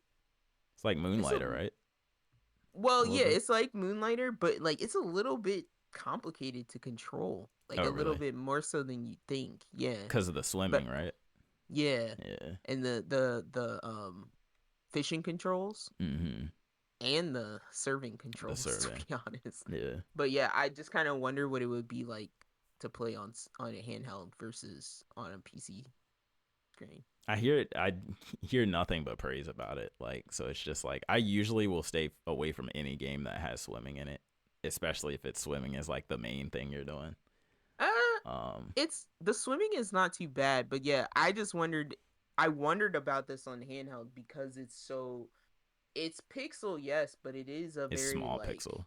Yeah. Zoomed out, yeah. Because I don't get how people play like games like Terrarium. What's that game? Terrarium. You cannot. Oh my god, I tried playing Terrarium. I hate playing Terraria. Like, have you tried playing Terraria on like a big screen too? Yes, it's just as hard. Yes, it's hard to play anywhere. I wondered if playing this would be like comparable to that, and so I'm hoping that I wonder if if they did anything to the experience. Mm-hmm. Is what if they've I feel like the main thing with Terrarium is you're doing a lot more like, for lack of a better way to say it, mouse stuff, like stuff that just works better on a mouse. Or I think Dave the Diver is probably one of those, like, it's more like side scrollery by nature, I feel like, where it's like you can map it to controls easier without having to This is a lot of I feel like there's a lot of trigger work in this. Yeah, exactly. But there's a lot of like trigger and like timing with your the stick or the Stick and buttons? trigger. Yeah, Stick and trigger. gotcha. I should say. That makes sense. I hear there's like a lot of mini games in it too. Yeah. Which I'm always a fan of mini games. So Dave the Diver's coming out October 26th on Switch. And then we got Wave 6 of the Mario Kart 8 Deluxe Booster Course. They're just gonna keep cranking those. Game that never ends. Never ends, literally. But shout out to Nintendo. I was just gonna say I have a family at work that just they'll never stop. It's like every time a pack comes at work, they'll post about it. Yeah. And shout out Nintendo because you don't have to buy these at all. Like if you play online, you just get them all for free. Or if you play with a friend that has them, you can just play on them all for free. Oh, nice. So the only reason you would need to buy these is if you want to play through the solo races on them. Oh, okay. But otherwise, Nintendo just gives them to you for free, which is really cool. And I always think I'm like, will they ever be able to make a better Mario Kart game than 8? Like, because 9 just make new tracks. Can't they just make new tracks? That's what they're doing now. That's literally is that what these are. Yeah, these are brand new and characters. These aren't old tracks. These they're old new tracks that they're bringing. They're old and new characters that are in the game now too. So it's like the next game. Is that why the 8 is an infinity? It's an infinity. Yeah, exactly. Because it's like if they ever want to do a 9, they're gonna have to restart everything, and that's not gonna feel great. Like it's gonna have to go back to small roster, small tracks, small track list again. There's like 80 tracks in this game now. Like, how do they dash in this game? What you mean? Not dash. I'm sorry. Do they drift? Mm-hmm. Do they drift in this game? Yeah, there's drift. Mm-hmm. The only thing that's I was gonna say, standing on the back of the cart. That's the only thing that's not in this game is the double dash thing. Okay. But everything else is pretty much in here. I guess new items they could add or something like that. New items that have never been in Mario Kart. I don't know. They'd have to come up with a whole new way of racing to make a 9 then. Yeah. Or they could do like the Smash Bros Ultimate thing, but I feel like this would have been like just random Nintendo characters be racers and random stages from other Nintendo games be stages, which they already kind of do with like Animal Crossing and stuff like that now. So that'd have to almost be like Nintendo Universe Racing or something. Yeah, exactly. Nintendo Land Racing. Yeah, exactly. Like I think they could still do that at some point. And then we got another look at Detective Pikachu. I'm not really big on detective games, but I don't know what that is. What, Detective Pikachu? It's as a game, as far as a game. It's like, I mean, it's kind of what you would think of, like, sort of like the Professor Layton games, or even I would say Ace Attorney. Like you're going around, you collect evidence, and then you gotta kind of prove whatever in these different cases that you're in. But you're just playing as Pokemon and stuff. So, yeah, that could be cool. E.I. That could be cool. Yay! New amiibo. I'm not really gonna talk about that too much. A game called Horizon Chase 2. I didn't see this, so I don't know what that is either, unfortunately. A game called Another Code. I don't know what that is. A bunch of games. I remember that Trace Memory game, but barely. What was it? That's like what the console. Trace Memory is in the Another Code Recollection collection. Oh, gotcha. But barely. Let me see. I'm just scrolling through because I don't recognize. Yeah, get on to WarioWare. Yeah. Here we go. Okay, WarioWare Move It. So we have a WarioWare game based around Switch motion controls, which was only a matter of time this game was going to come. I feel like we got the previous WarioWare game, which was more like a platformer. So that was like the most different WarioWare game I would say I've ever played, but I didn't like it that much because I like WarioWare when it makes like you the player, whereas like this old game you were controlling a character as opposed to like you doing the, you know what I'm saying? So I think this could be cool, although I do think that forcing Switch motion controls in the games is kind of making them worse. Like I always say, Super Mario Party versus Mario Party Superstars. Super Mario Party is like way worse because all the games are motion control based, and Mario Party Superstars is way better because all the games are like the classic. You just play like this mini games. So I wish they would stop just forcing motion controls and everything. But they probably won't ever stop. Unfortunately, it's fine though. And did they put I don't think there's a release date for the WarioWare game yet. So that's like Smooth Moves was a huge party game for people though. Smooth Moves was good. I will say I played that actually recently, like a couple months ago, with like a group of people in person, and it's pretty fun. So. Like everyone who I feel like everyone who had a Wii like this with the Wiimote. Yeah. No, that one's fun. I'm not gonna lie. That one's fun. But yeah, I had probably every handheld version of a WarioWare game. Yeah. And I played those constantly. WarioWare is so good. So good. And shout out that little motion pack that came with the GBA version. Oh my god, that Twisted. Keeping a battery in that, John. Yeah. Like I have it right now, and I just keep the battery out of it to keep it from corroding. Yeah, exactly. That's funny. You still have the pack? That's crazy. Yeah. That's a good collectible. But yeah, I'm currently playing the GBA Mario Party, and that, John, is hard. I heard. It's just for no reason. It's like a RPG, and it's for no reason hard. Yeah. I really want to play that one too. I'm not gonna lie. It's good. It's good. But yeah, there it is. Yeah. For some reason, at the bottom of this list, it says the Nintendo Gallery Museum is still on track to be completed by March 2024. They had to let everybody where know. That is. I'm guessing in Japan. I doubt it's here. Yes. Okay. It is Japan. Yeah. Yeah, that's what I figured. We're probably not quite there yet. In Kyoto. Yeah. All right. Cool. Does that take us to Anime Corner? Yeah, it does. Corner.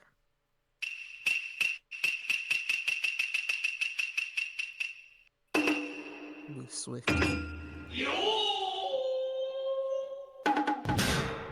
I must turn myself into fluid and then back into rigid. Even beyond fluid, into vapor. Into vapor.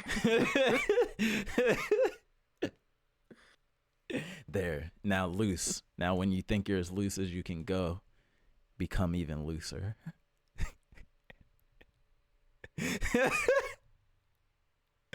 I'm like, yo, this is actually kind of poignant for real life. Like, if I'm ever in a tense situation, I just gotta just melt. Do you know how many times I tried to apply Spike Spiegel's like just flow? Yeah, and just go with it. Just roll with it. Yeah. Like when he would just fight people, he's like, oh, just use their motion against them. Yeah. So smooth. Oh my god. Oh, anime. I love it. Literally, the last credits of Baki, I was just like, that was anime as that hell. Was so and anime. I don't know how to explain it. Absolutely. Only Baki. It's only a few anime that get that anime. It's not even bi. I was just like, that's just anime as hell. Yeah, it was amazing. How do you even? They just lean into it. How do you even digest that? No explanations needed. It's just, oh, hello there. Yeah, like a roach on the wall. I have yet to learn what you have to teach me. Yeah. I was like, what? Like, where are we going with this? But I do maintain what I said about his voice acting, about Troy Baker's voice acting last week. He sounds like Joey. He's giving me that Urban City Kid vibes. Like, it's like, Baki, you're so dumb. Like, you just sound like you're the dumbest kid. He is dumb though. But he talks about that too. How like in those couple of scenes where he like does things wrong and he's like, oh, you never taught me that, Dad. Or like, oh, of course I don't know how to hold a fork correctly and stuff like that. Oh, I was done at the imaginary tofu. The done. Imaginary coffee and tofu. Done. And dinner table. Done. They went as far as they possibly could with that. It's amazing. Yeah, he's chopping it up. He's like preparing. Everybody's like, I see it. I can see it too. I can see it. It's a dinner table. Oh my god. You're holding the chopsticks wrong.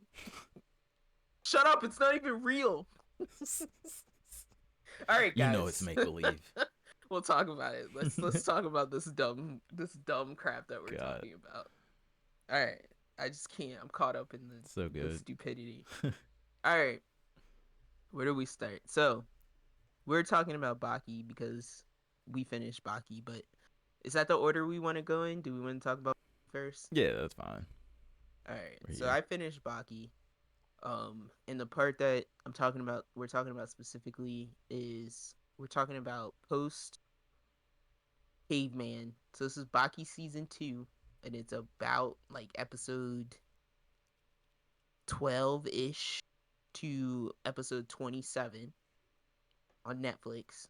Baki Hanma season 2, because there's like 2 separate Baki series. It's broken up so weird. I don't even know what to call which season. Yeah, well, when I was looking at it, was technically season 2 of Son of Ogre. Baki Hanma. Yeah. Well, it just says Baki Hanma. Oh, yeah, on Netflix, but I think in Japan it's Son of Ogre. Yeah, Son of Ogre. Yeah. But yeah, so this arc seemingly aims to wrap up the main all Baki of the story.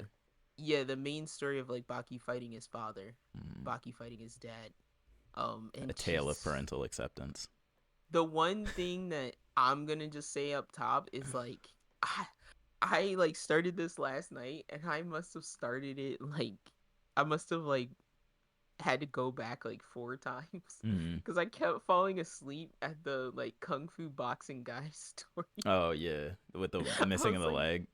Yes, I'm like, can we go back to Baki, please? Yeah. Like, what is this? I don't know why he has like a random side story completely focused on him in this season. I was like, okay, why do we keep clowning this kung fu guy and his like boxing skills out of nowhere? And why are we trying to make him like a second main character after he's never been a second main character?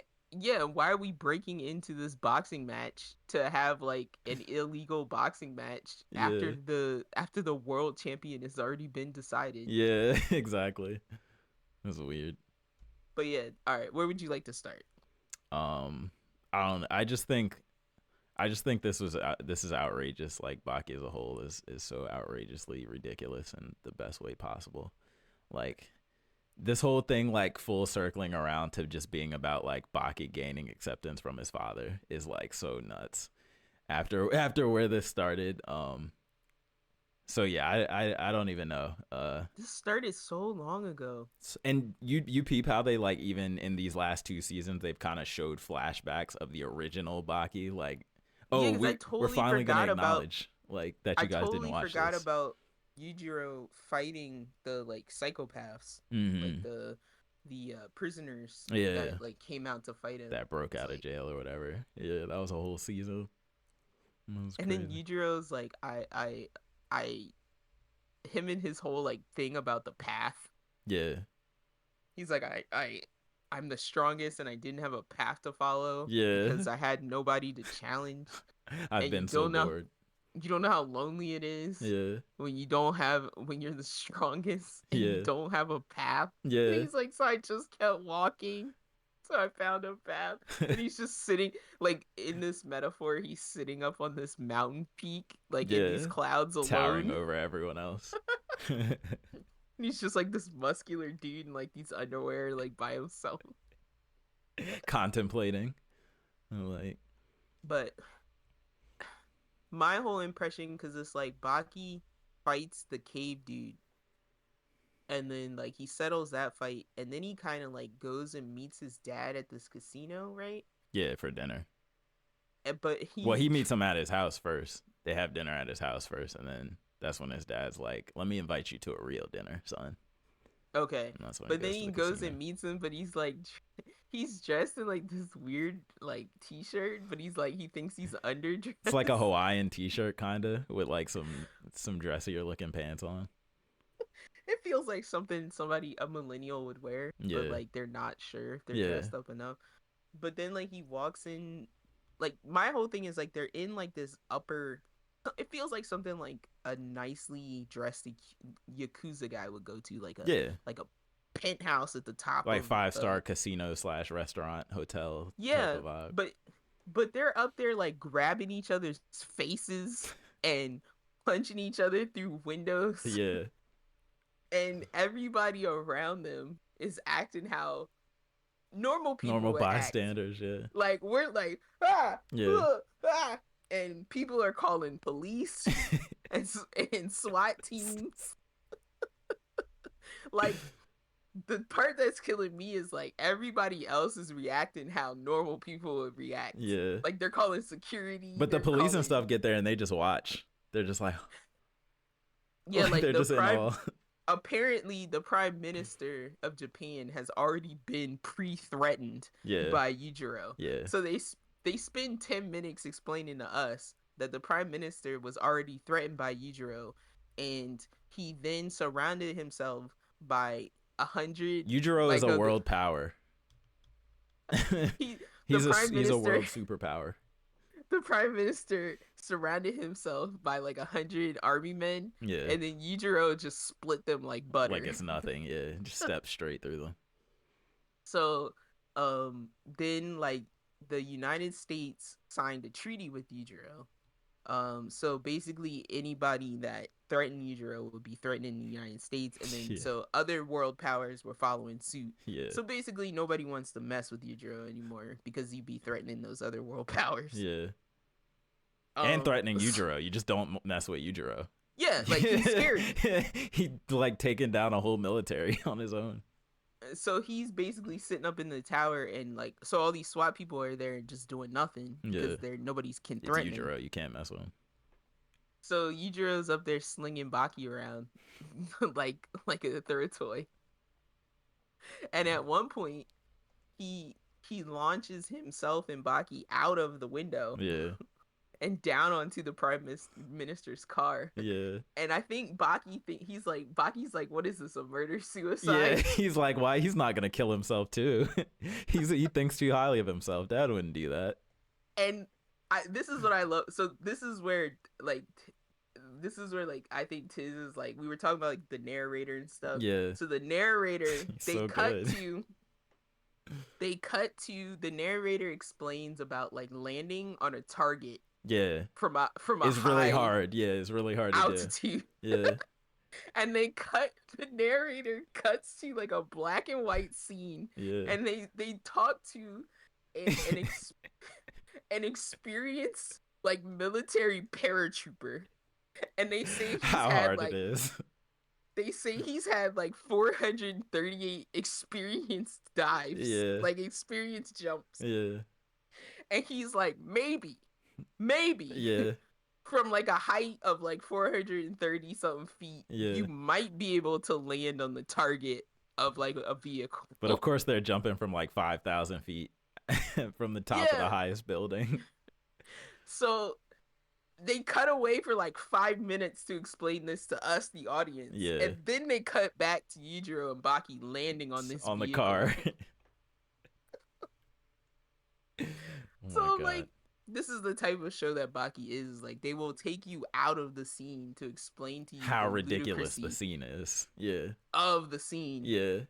I love it. And so yeah, it's like Baki, like, they get out of the wreckage of the vehicle, and then they like Baki, I remember, is like laying on the ground, and then his dad, he like makes his dad like help him up with his left hand so that he can then sucker punch him across the face.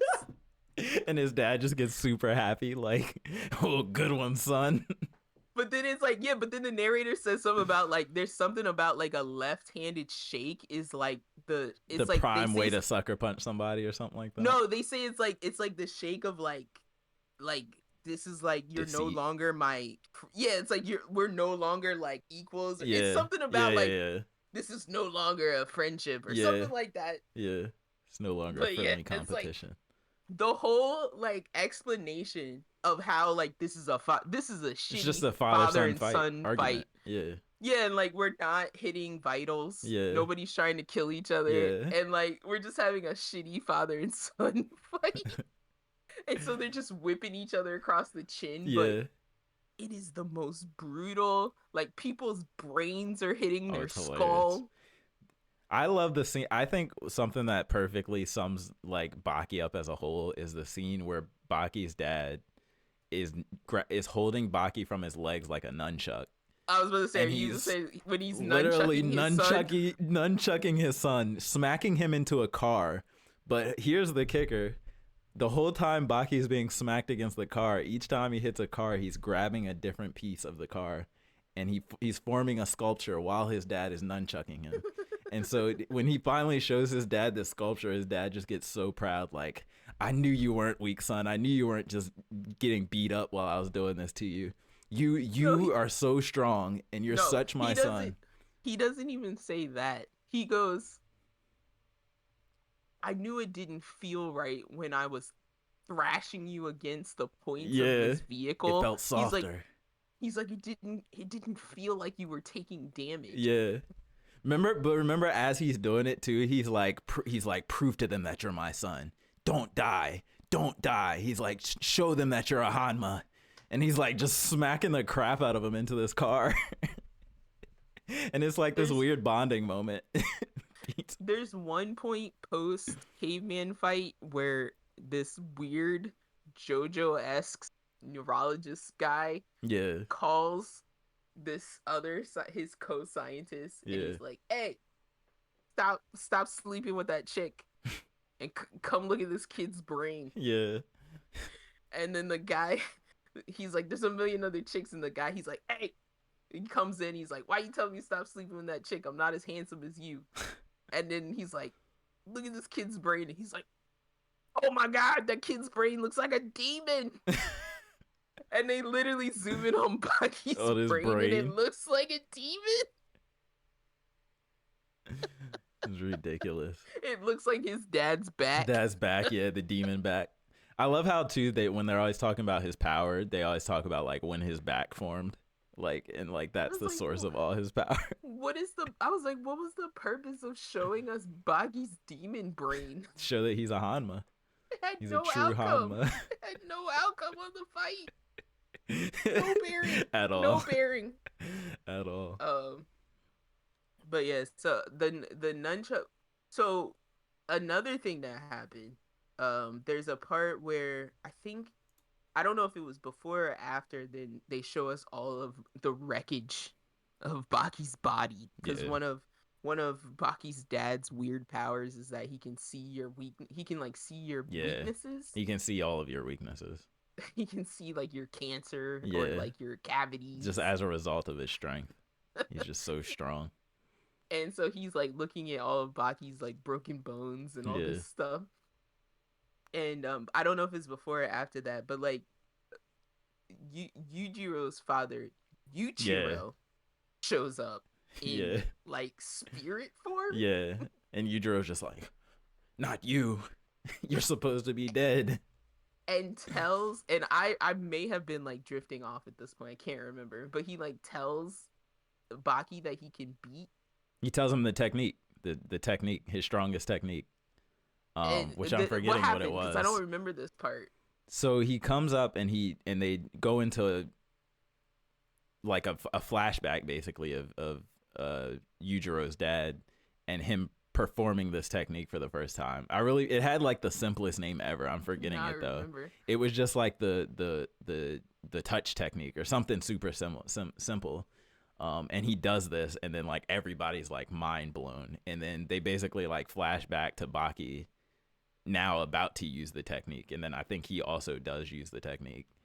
And then his father's like, oh my god, he can even do that, like, and then he's like a new level of like father-son proudness unlocks. I think that's kind of like the gist of what happened, but I forget it was like something so super simple that like it was ridiculous. That's what made it ridiculous. I'm like, I think my favorite one was like the whip slap. Yeah, the whip slap. That like women and children use this. Yeah. And then it was like he did it to Baki, and then Baki just is like screaming in pain. Yeah. But then like Baki does it to his dad, and his dad just like he tenses all the way up. Vein and ripple in his skin appears, and it looks so gross. It does. It looks nuts. It's reminiscent of that JoJo scene where like Dio wraps his finger around no, it's not Dio, it's one of the pillar men. Oh, around the vein. It's one of them, but they wrap their finger around the vein. Digs his finger in and he grabs his vein. His neck, yeah. But yeah, it's like every vein in Yujiro's body like shows up to Yeah. the narrator's like, he disperses the pain across every vessel in his skin, and you're like, ugh. Yeah, because the whole thing with the technique was that like it's attacking the largest organ of the body, and it's all pain and like no actual damage. Like, it's crazy. But I was like, oh. Hold on, I'm trying to find the name of this stupid technique too. But yeah, I'm like, and then yeah, the very final thing to mention was so while I just mentioned that Baki like dress got his that's what it was. So the technique is called dress, and it's because he whips you around his body so fast that you look like a dress to the naked eye. Yeah, that's what it was. It was the nunchuck. Oh, so awful. That's what it was. Dress. I'm like, this is such a yeah, because it was like, I remember the white rippling flowing spirit. Yeah. So weird. Oh my god. But that's nuts. The last thing that I wanted to note is that, so when I mentioned Baki before, it was like crumpled, his jaw, like they're like his teeth are busted. He was messed up. His orbitals cracked. His ribs cracked. His ankles fractured. His arms fractured. Busted. Yeah. Your boy's laying on the floor, right? Yeah. Face down. So Yujiro's like, he's like, all right, we're done, because I'm not gonna kill you. Yeah. Right? Because this is just a father and son fight. Yeah. It's just a little scrappy scrap. So he turns around to walk away, and as he's walking away, there's like this little like whip crap to the back of his neck. Yeah. Like, and he's like, oh. Yeah. And he's like, oh, you kicked me. Yeah. And so he turns around, and like Baki, all of a sudden, he's like a fish. Like he was laying on his back, and he turns around, and all of a sudden Baki's laying like this. Yeah. And so when he turns around, like Baki, like we see this little white smoke. Isn't he in like animal stance? Yeah. Well, he's laying face down, but like this white smoke rises up, and it's Baki, but in like white. Oh, his fighting spirit. Yeah, his fighting spirit still wants to continue. So white smoke, Baki is like punching his dad. Yeah. And his dad's like, all right, Baki. Yeah. All right. And he literally does the like, settle down, Baki, settle down. And then Baki's white spirit is like, okay. It's like, really? Yeah. Bro, you're face down in the gravel. Like, sit down. It's his fighting spirit, yeah. His fighting spirit. And it's like literally everyone in the crowd sees his fighting spirit. Yeah. Like, give up. Yeah. And so that's when it's like that's when the make believe tofu comes out. Mm-hmm. And the like the chopping of the make believe leek. Yeah. And the miso soup happens. Yeah. And he sits up and he serves him, like everyone watches while he makes him the fake soup. Yeah. Oh man. And then I love how like, so that whole part right there is like they do it, and then obviously Baki's dad finally is like, you're the strongest. And then he does that whole thing about how like the true definition of strength is getting someone to do what you want them to do. And he's like, you got me to make you a meal. You are now the strongest, Baki. I'm not gonna lie, I was like, and the most hilarious part about that is that Baki hears none of that, because he's unconscious. Yeah. No, not because he's unconscious. His eardrums are bursted. Yeah, that's right. Yeah, that's right. He has blood in his head. So his dad hit him with the clap. The clap thing he's always doing. Yeah. So he just goes, "Okay, Dad, you're still the strongest. Yeah, you win." Because he doesn't hear his dad say any of that. And then the crowd just like, yeah. I'm like, yo, what is this? And so he just concedes to his dad, and everybody's happy. Everything's cool. That's the end. Yeah, that's literally the end. But one of my other favorite parts that we missed is that like halfway through all of that, girlfriend comes out. Baki's girlfriend comes out and goes, "All you guys are doing, this is stupid." Yeah, she's like, "This is dumb. You guys are just punching each other and then talking, and then punching each other and then talking. Why don't you just settle it?" And they're just like, "You wouldn't understand." And he's like, "It's because we're punching each other and talking. Yeah, that this has to happen. To be a father, to be a son. What in this world is better than to be a Hanma son and a Hanma father together in this moment?" Like, and then somebody's like, Somebody's like, they are the only ones who can provide each other this challenge. This type of, yeah. And then all the other fighter dudes from previous seasons, they're all like, I'm so jealous of you, Juro. This is such a beautiful, I'm so jealous. Oh my God. What did the mother keep screaming at Baki? Make your father, what did she keep saying? Like, make your father happy. Yeah, be strong for your father like or something like that. Yeah. Make your father happy. Yeah. Oh my God. Something like that. It's nuts. Oh my God. Every time I picture Baki, I just picture like two big, like muscle bound truck balls, truck nuts. Like when you see like two truck nuts hanging from a pickup truck, that's Baki. That's what I picture. Literally. Oh man. No, truck nuts and like a weightlifter dude being like, yeah. It's gonna be, I think, a while before I watch another show that makes me feel the exact way Baki made me feel. Like, oh my God, it's such a roller coaster. It's so good. It's such a wild like amusement park ride. It's crazy. But yeah, he's got to find a new challenger, man. I know. Like who could it possibly be? Unless they do like the spin-off side character route and just have all this. Nothing was as weird as that one dude who was like shooting his hair at people. Oh yeah. I don't think anything was as dangerous like as that dude. Darts. Yeah. Was he one of the inmates? That was like Che Guevara, I think. Oh, okay. Or was that was was that the prison? That was one of the prison season. Yeah. But he was just straight up like Che Guevara. Yeah. I think I remember that. Oh nuts. My God. My boy Biscuit. Gotta see more of my boy Biscuit, Oliver. If you are listening to this and you somehow have not seen Baki on Netflix, now you can watch all of it straight through, binge it.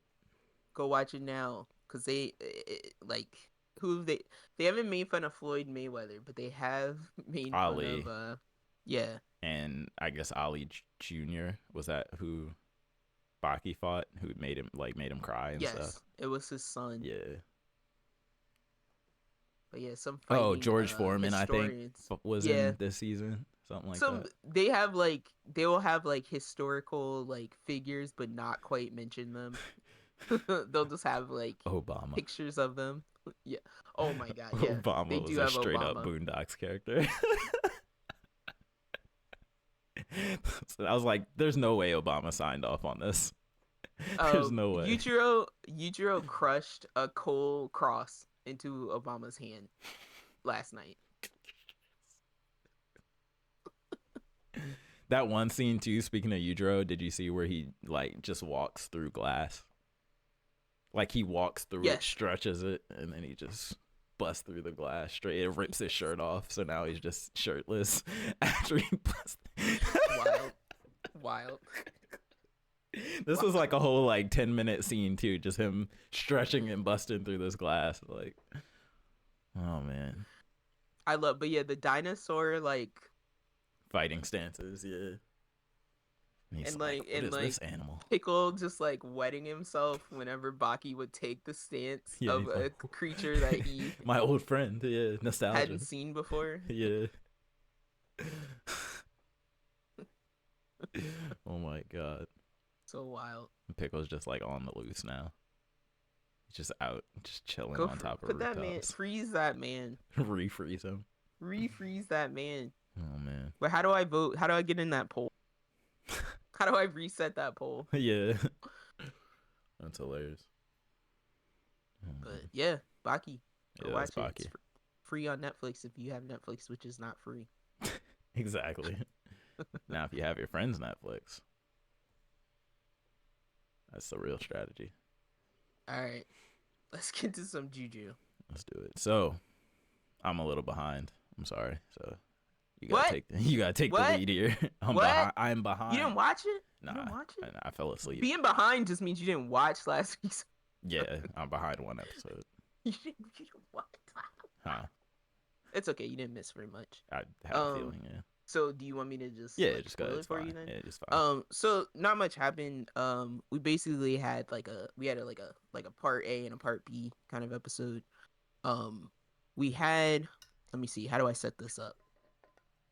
So there's kind of like one character whose name I'm forgetting right now, so you have to pardon me. But we have Itadori, and the character who has that braid in front of her face. Mm-hmm. I forget her name. Yeah, I do too. But you have her and her little assistant and Mm-hmm. Itadori going off on their mission.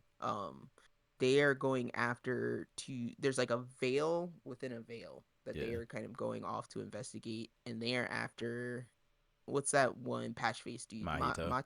Mahito. They're kind of going after in that direction. Then you've got the other part with Gojiro. Oh my god, I'm gonna lose spots. Gojo. Go. You got the Gojiro side of things, right? So kind of in the first half, Itadori's kind of like proving his worth. Yeah. Where she's like, okay, she's doing like sensory stuff. She kind of like is sending out these crows to kind of ahead into the subway to figure out like sensing out the situation. And she's like, okay, we've kind of got like these like human zombie things roaming around on this one level, and then we've got like this one big kind of cursed monster on this other level. She's looking at Yuji and she's like, do you want to fight a bunch of like cursed humans, or do you want to fight this one big curse? She's like, one looking at curse. you, yeah, you probably want to fight the one big curse. Yeah, absolutely. So she sends him off in that direction, and then she's like, we'll do the other cleanup and we'll kind of meet back, hopefully, and then but if things go wrong, you meet up with us type of situation. Is he separated from Fushiguro and yes, not what's her face? Nobara. Yeah. So yeah, it's just him on this team with the braid lady. Got you. And we don't even see them this episode, Fushiguro and them. So he goes off on his own, and he's kind of like ready to do what he needs to do, and like, so he meets up with this curse, and it's this like locust looking thing. Ew. And it's doing that thing where it's like, I'm smart, but it's speaking like a caveman. Yeah. And he's kind of trying to talk to it to kind of like, he wants to know where Mahito is, but he's trying to like talk to it to get the information he needs, but he's basically just gonna like punch the crap out of it. Yeah. So he does what he needs to do, but he realizes that it's pretty powerful, but he basically gets the job done. Yeah. And we kind of get to see how the other chick fights a little bit, but like not a super not full on. Yeah. Yeah. So he basically does his thing on his side. So not a whole lot to talk about there. It's mostly just this watch and see type of thing. And then over on the Gojo side of things, the demons. So we've got the volcano head guy. Yeah. And then there's a guy with like pigtails that kind of like shoot out Chozo. like that. I remember him. That's the blood dude. And then there's the plant person, the flower thing. Hanami, I think. Yes. Yeah. Yes. And then so they have been talking to Geto because I think they're setting like a kind of trap for Gojo. Right. And so like I would say over the course of like 10 minutes or so, you're getting this flash of conversation between the volcano guy and Seto, where Seto's like kind of like telling him how this is how we're going to set Gojo up. So they basically have Gojo in like, they're in a subway lane, like with the tracks, right? And they've got the gate set up and there's people on either side. And they're basically trying to flood Gojo with people. So he'll have to like be they're talking of killing them. Yeah, they're talking about his like blue and red powers that we learned about like in the like previous. They know he won't want to hurt normal people. Well, I'm kind of like still Gojo. Right, like we know what we know, and I'm keeping that in the back of my head, but I'm also thinking about him and how he was at the end of the season of that previous part of the season. But like, yeah, Geto's kind of explaining to him like, we only need to do this for like 25. I need you to hold him for like 25 minutes. Yeah. But we don't know why. That's kind of like something. the end. That's where the episode ends. Yeah. Like Geto is saying like, I only need you to hold him for 25 minutes. Yeah. So Hanami and the volcano guy are talking to Gojo, and they're kind of just doing that back. Yeah, they're kind of just doing that banter We don't thing, actually want to fight this guy because he's gonna kill us on the spot. but it's not quite that obvious, right? Okay. Like it's not like they're not like talking and fighting. Yeah. Gojo's kind of just walking in, and Yeah. it's kind of just mulling around. Yeah. And then I'm trying to remember, because it's not like a surprise attack either.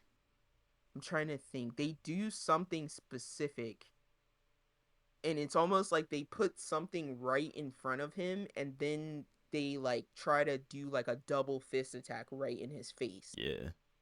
But there's something that Geto says where they're like, he can't.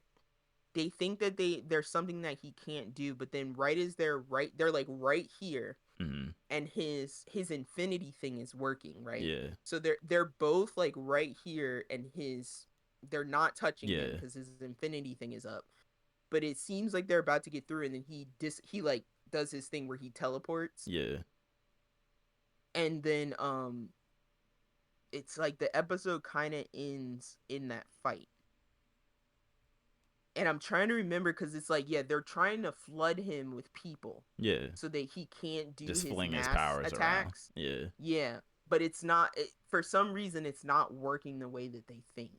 And I can't remember why, because he has one of his moments where he like pulls his bandana down. Yeah. But I can't remember what is significant about that. Okay. But nothing's popped off yet. Yeah.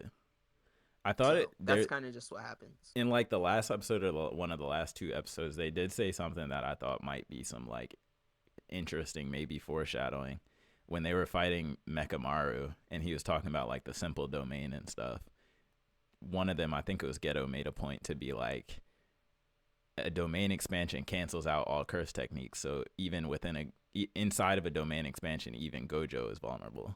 So I'm like, is that like, are they gonna like try and trap him inside of some type, or are they gonna try and use like a simple domain to like somehow get Gojo's power to stop working to then try to kill him or something like that? I don't know. That's what I was wondering, because they kept saying like, they were like, there's a domain there's a domain inside of a domain, but they kept saying somebody's in between the two. Not as in like talking about like the veils, or like, yeah, they were like, somebody's not at the center.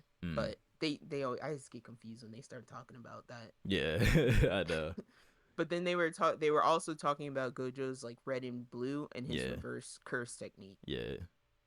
So, but yeah, I think more is going to happen next week than happened this week. Nice. So I think we're still pretty early in this arc too. It may actually behoove you to watch next week and this week together. Okay. But yeah, so I don't know. They may, their stall technique, that their stall tactic may actually be working. Keeping him there. So, but I don't know what Geto has in store for those, like after those 25 minutes. That he did not say. I always wonder, is like Gojo the type to be prepared for everything, or is he so arrogant that he just knows whatever happens, he can just go with it and he'll probably win? Like, I always wonder which side he's more on. Yeah, I don't think it's arrogant so much as that he's never had to be prepared. He's just that's what I'm saying. Like, had the answer. So you think he probably does just take it situation by like, he's just going in this bubble. It don't matter what they're gonna try. It's not gonna work. Yeah, they can try whatever they want. How do you train the most powerful child? Yeah. Yeah. Make him fight Toji. That's like, I get that, like, Batman had Ra's al Ghul, right? But who trained Superman? Yeah. You know what I mean? Yeah, that's true. Honestly. So, I don't know. Yeah, it's interesting. Like, because it's like if it is just pure, like, I've never lost before, so I don't even need to prepare. To me, that's the person who does get beat, who does get outsmarted, because he just didn't think this. He didn't even think they would get the upper hand on him. So I don't know. But yeah, it's like, how do you prepare for a power you don't understand? Yeah. Like, I feel like they're always up against this power that they don't understand. They don't know the limit of Gojo's power. It's unlimited. It's infinity. That's a problem. Yeah. For sure, it'll be interesting. Definitely. All right, where do we go next? Do you have anything on Jobless? Nothing that I want to say, because we probably. Oh yeah, that's true. Yeah, because I'm on dub too. Should we talk about Dubs they be Steins way Gate? behind. Yeah, we can talk about it for now. All I right. think Yeah. we've pushed it long enough. Yeah. Let's talk about it. Tell me why you hate it. I just want. I didn't hate it. It's just not about what I thought it was gonna be about. Is all. So let me start there. What did you think it was going to be about? Okay. And then What what? did I think Steins Gate was gonna be about? All right. What was Steins Gate about? What? Okay. Let me reverse that. What is Steins Gate about? Are you asking me? Yes. So, from my interpretation, it is about obviously time travel and how that can go horribly wrong for you, and why you should probably just not mess with time in the first place. And then I would say it's just about friendship, honestly, in like a very anime way. Like the power of friendship saves all. So I think it's just time travel and the power of friendship. If I'm gonna make it like really, really simple, a really, really simple answer. So what I'm not gonna do right now is I'm not gonna get up here and lambast a show that it took me centuries to watch. Okay. Lambast. Lambast. I'm not gonna stand up here on my Oscar the Grouch trash can and go, hear ye, this 9 out of 10 show actually sucked. That's not a new opinion. I'm sure there's plenty of people that don't like Steins Gate. Oh, I'm sure, yeah. I didn't hate it, right? I thought it was like an interesting show. And I thought it was like the way that it was told was interesting. But I was like, I guess it was like the part for me that was like the most interesting part of this journey was like how long it took me to get into it. The head banging agita, that the years it took me to get literal past like years. episode 10 of the show. Or I should say maybe even episode like 5 of this show. Yeah. Man, the literal sound tech it went into that, the vibration of that phone. I did start this show subtitled. I ended up watching it dubbed. Good choice. I think that made a significant difference. There's a lot of As talking usual. in this show. It's a lot of talking. There's a lot of talking. It's a lot of repetitive. It's not quite an action show, I would say. It gets there though. Yeah. It gets there at certain points. Yeah. There's a lot of moments where it goes from being very quiet to all of a sudden there's a lot of guns pointed Doors at people getting for kicked no in. reason. Yeah. Yes. Yeah. A lot of like running up and down stairs all of a sudden. Yeah. A lot of people splatted. Yeah. All of a sudden. Yeah. You're like, what happened? How did they die? What happened? Yeah. But yeah, overall, like I'm gonna put it probably like it's probably at a 9 out of 10 at most places. I'm gonna probably put it at a 5 or a 6 out of 10. That's fair. That's just me. Where you got ReZero? ReZero is curious. A hard 5 out of 10. Okay. Hard 5 out of 10 until they finish that shit. Until you give me an ending. Like, I'm not at the ending of Steins Gate either. That's a big, like, I'm losing all my words now because I'm tired. Well, you are at the ending. You did see the ending. I guess. But, yeah. Well, I still feel like there's some how much gaps later still. Did Steins Gate 0 come out a long time after this? Nah, like a year or two maybe. Nothing crazy. But I don't know. It depends on if this is necessary watching, if Steins Gate 0 becomes necessary watching or not. Yeah. Again, I don't think it is necessary, but it's just one of those things where it's like if you want a fuller picture, you can do that. But 1 was created as a standalone show, and then they made 0 afterwards to like gap fill a little bit. So it's not necessary, but it would be the 100% full picture, if that makes sense. Because, like, I wouldn't say, like, you don't need to watch Jujutsu Kaisen 0. Correct. To watch the show. Right. But it is canon. It's canon, but it's not going to make the show make more sense. Exactly. but is Steins Gate Zero gonna make the show make more sense? I think in some scenarios it would. Yeah. Like there might be certain questions you might have had about certain things, and it's like if you watch Zero, it'll be like, oh, that's when that happened, or that's how exactly that came to be. So it's kind of, I don't know, it's really hard because it's like supplementary, but it's not mandatory supplementary. Like, well, let me rewind a bit here. This show didn't leave me with a lot of gaps or questions that I had, because it wasn't lost. Right. It's not a show that raised a bunch of questions, huge ton of questions, because it wrapped the concerns around particular characters, and particularly, I will say, it wrapped the concern around the main character. It wrapped the concern around Okarin. And I think I've talked to Tiz about this a little bit, and we tried not to talk about it too much. It's just hard for me not to talk about it because I'm trying to like focus my thoughts. I'm trying to understand how to discuss this without it just being like, I hate this, or I like that, but I hate this, or that didn't make sense to me.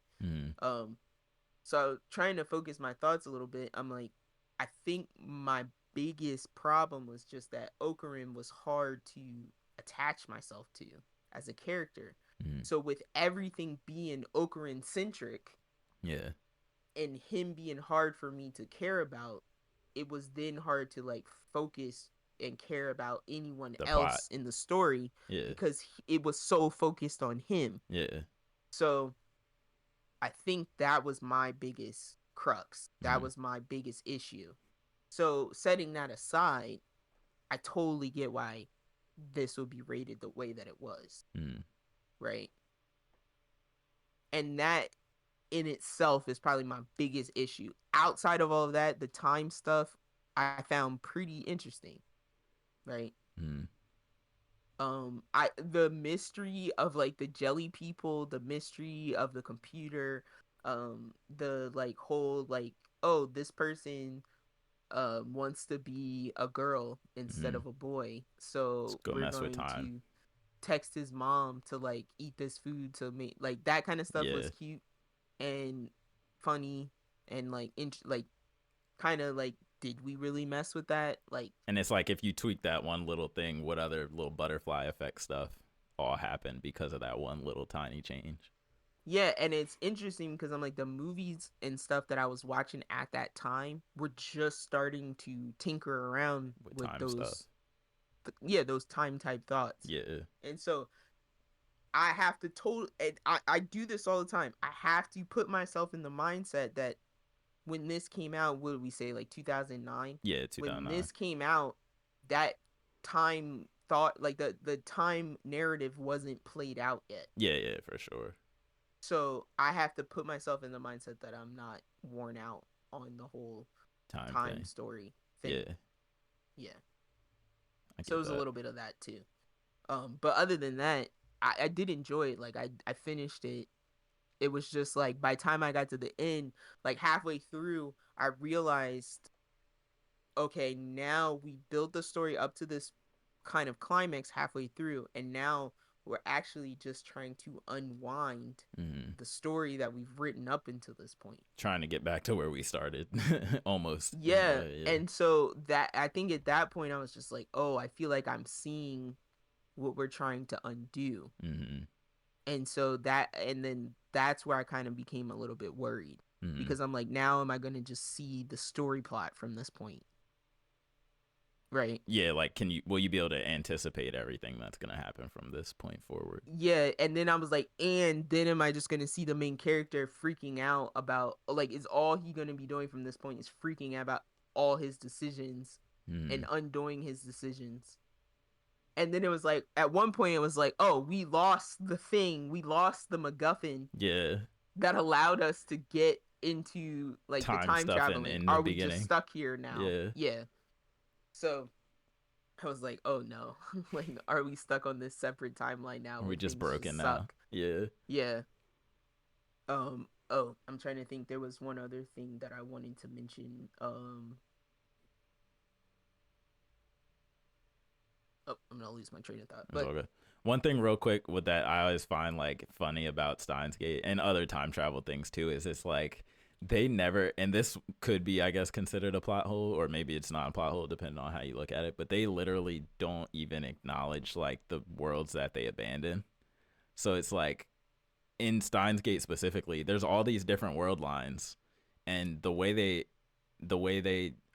do time travel is it's essentially like someone's mind going into another version of themselves body. yes. So it's like forget all these timelines that we ravaged and messed around with. I'm just trying to get to my perfect one that I care about. Forget all the other death and destruction we caused in the other ones. And it's just interesting, and it's kind of funny how like selfish it is. Like where it's like, yeah, I'm not even going into the divergence thing because I didn't even understand that, and I'm not trying to understand. Yeah. But no, I just really like how the story's like unapologetically like the main character's like, I want my perfect world for me.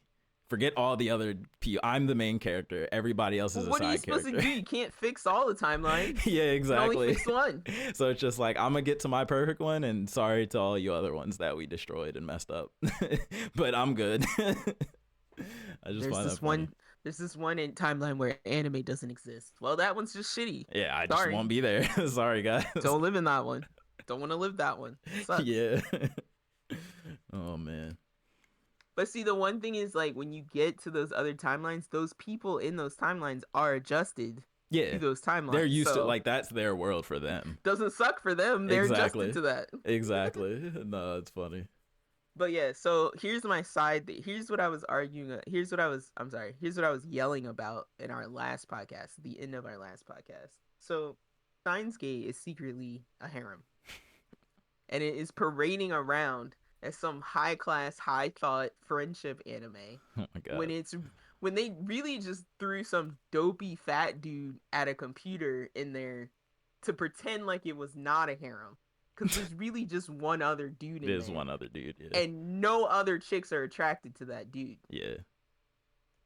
The one chick. Not one other chick is attracted to Well, you don't see her. She's off screen. Oh, I'm sorry. There's two other dudes. There's the old man in the shopkeeper. Yeah, the shopkeeper. The shopkeeper. Oh, I take that back. There is one third guy, but he gets turned into a girl that is then also attracted to the main character. Yeah. And he started as a girl, right? And then or did he start as a guy? I can't remember. He's a guy, but he gets turned. He wants to be a girl, and then he gets turned into a girl, and he goes on a date with the main character. Yeah. And I remember it being like awkward and stuff, and then he's like, "Is it Ruby? Am I forcing this?" I forget the names, but Ruby? I know who you're talking about. Yeah, the black-haired character. So that character is in love with the main character. Then there's a red-haired girl who eventually falls in love with the main character. Then there's a childhood friend who is pretty attached to the main character. But think about it, though. Think about it. If you think in real life, if there's one person in a room who solved time travel, who do you think's going to have all the women in the room? Bro, stop. It's going to be the one guy who solved time travel. Like, it makes sense. But, like, who... Okay... I could understand like those three girls, but then where is that one girl who's like, oh, the text message girl, the where shy did she chick? Come from? Like she's just out of like she got plucked out of the sky from nowhere. Yeah. And then the shrine girl, I don't like. She's kind of out of nowhere too. The shrine guy, I guess.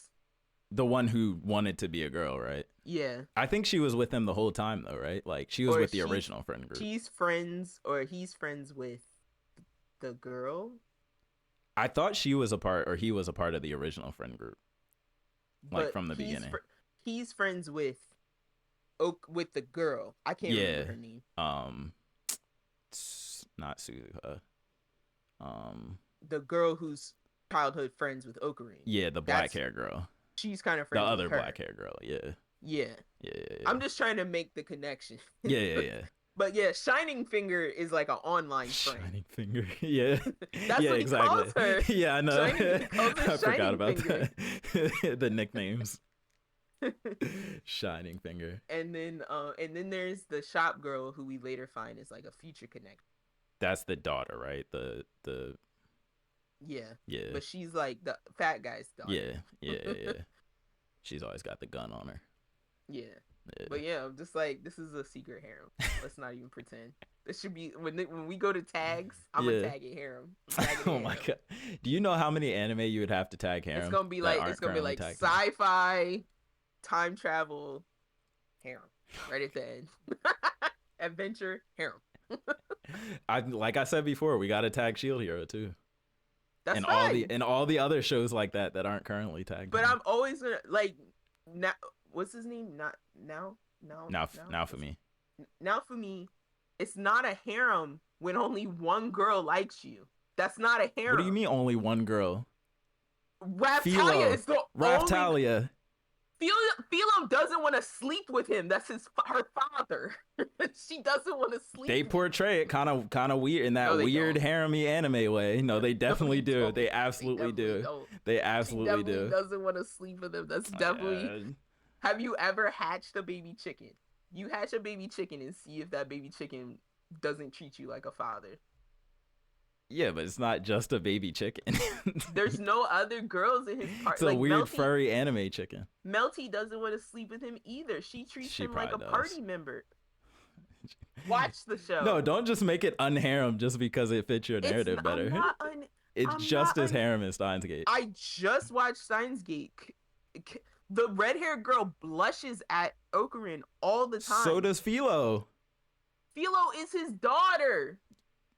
No, he hatched her out of an egg, bro. It's not the same. There is weird Philo Naofumi interaction for sure in Shield Hero. Because that's not protective of him. No, it's you very gonna say weird. that Pikachu wants to sleep with Ash? No, Pikachu doesn't act like Philo does. Yes, she gets like red and jealous and like, oh, go on a date with me instead, or how dare you be around these other girls? She's protective of her father. No.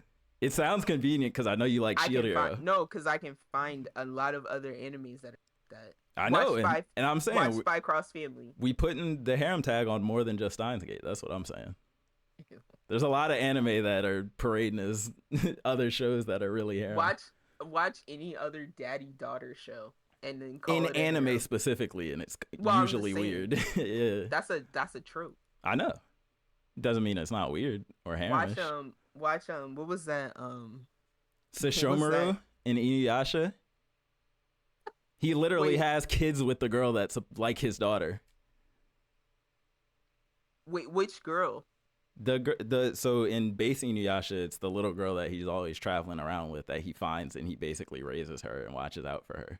The little girl he like kidnapped? Yeah, she grows up, they have kids together. Well, he kidnapped her. That's different. Of course it is. He didn't like adopt her. He kidnapped her.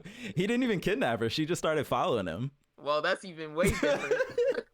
And he was just like, sure, I guess you can stay. That's a crush. That's totally different. Not for me, like, hatched an egg. Look, all I'm saying is, if we gonna throw around the harem tag, we gotta add it to a couple more shows. To you. You're over here calling beastmen furries. I can't. They are furries. No, they're beastmen. And when people dress up as furries, who are they dressing up as? Discriminatory. So discriminatory. Because they're furries. But they're not. They're people with fur. Humanoids with fur. You're telling me that people who are born with tails and ears are furries. Are the same as the people who choose to put them on. Yeah, one's just appropriating though. One's appropriating a furry, one really is a furry. I can't go into this right now. I can't go into Beastmen rights. But Beastmen rights. I may at some point in the future dabble into Steins Gate Zero, but yeah, it's not a rush. You know what I'm saying? It'll be there. Let's just say it's not in my Mal top 10. That's fair. Let's just say there's a lot of other shonen. If I had to, I'm trying to think time travel anime wise. It's probably not in my top 10 either. It's probably in like my top 20. Time travel anime wise, I'd have to think about that, because there may be some time travel anime that I don't even classify as time travel anime. I was gonna say it's probably only like 4 of them. Like it's not like a deep, like popular ones. Well, that's what I'm saying. There might be some that are technically time travel that I'm not even thinking of, because the theme that like the time travel might not even be the primary theme. You know what I'm talking about? Yeah. Like there's time travel in Dragon Ball, That and I doesn't might count. not even be. That doesn't Okay. count. Yeah, that doesn't count. Damn. It's got to Trunks be doesn't at count? least part of the main, like. But Goku Black. Yeah. I feel like time But Goku Black. Yeah, they keep trying to No, make it just a thing in Dragon Ball. They keep trying to like make it They keep time bringing Trunks travel. back. Yeah, but then they don't really focus on the time travel part that much. It's just like a vessel to get Trunks to use a sword. But yeah, no, I'm thinking of like I guess I'm mainly thinking of Madoka, but Madoka, ReZero, Kokaku, even though it's time like Kokoku, stasis. yeah, It's like time that's a little stasis. bit different, isn't it? Yeah. Yeah, it's really not a lot. What about Higurashi? Is there time travel like that in Higurashi? I still gotta rewatch Go. Like watch fully through Go. I don't know if Higurashi counts. It's I hard don't to. know either. I need somebody to step in and tell me. Yeah, I Audience, actually don't know either. if you watch Higurashi, tell us. Does it count? Oh, Tokyo Revengers, of course. Does that count? Yeah, absolutely. Is that the same timeline? Is that cyclical? Yeah, that's same. That's like we go back into the past. Direct and it changes effect. This time. Yeah, it changes this exact timeline. New season of that and Goblin Slayer coming up. Probably skipping Goblin Slayer. Definitely watching Tokyo Revengers though. I gotta rewatch season 1 of Goblin Slayer to be fair, because like I kind of like glaze over watched it. I don't. I just started to. Nothing. You honestly, bro, you could probably watch the movie. I was gonna say, was that movie like canon? Like, do I have to watch that? You probably could just watch the like movie and be good. Yeah. Nothing happened. That dude stabbed like 30 goblins. Yeah, that's what I figured. Saved a chick and that was it. Yeah. Nothing happened. I don't hate Goblin Slayer though. It's just I remember like I literally just kind of barely half watched the first season. Like I watched it, but I was always doing something else while I was watching it. And nobody watched Dr. Stone. All right. Dr. Stone is. I don't know if they can bring that one back. It's Bill Nye the anime, but less interesting. Yeah. All right. I don't know if they can bring that one back. First season was great though.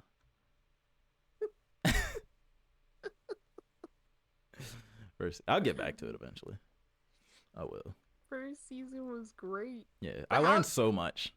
But that's my thing. Is like, how is any other season anything different than the first season? The second season to me felt like the novelty of the first season wore off. And the third season, I haven't watched third season yet, but I'm really hoping they're like actually adventuring. Like I want real sense of adventure from the third season. And if I don't get that, I think I'm gonna be disappointed. Like I want science, but adventure. Like go on an adventure, and I want to learn stuff. I guess is the threat of breaking more of those human statues wore off on me. Yeah. Like what's his face? The dude, the main villain dude. He's kind of was like off screen for so long. The human primate. Yeah. That I'm like, what's he really even doing now? Like, who's even the antagonist anymore? Like, is it just the world? Like, I don't know. Bring him back. I mean, because that's the thing too. It's like we know we can bring people back, and we're not. Yeah. Like we're just selectively bringing people back. Yeah. I mean, honestly, just make a better world. Like now's the chance. We're just being jerks. I'm kind of on the side of Primate Boy. Let's just use this opportunity to make a better world. Let's just not bring the bad people back. Let's bring back all the pop stars. Ew. It's disgusting. Just put on concerts. Free entertainment. Bring them back and then threaten to freeze them. But yeah, don't tell them that we can't really put them back in stone, but bring them back and be like, if you don't perform, back to the stone you go. Back to the stone. Just act but like don't tell them we can't. We can't actually do that. That's actually funny. That's the next season. Does Dr. Stone count as time travel?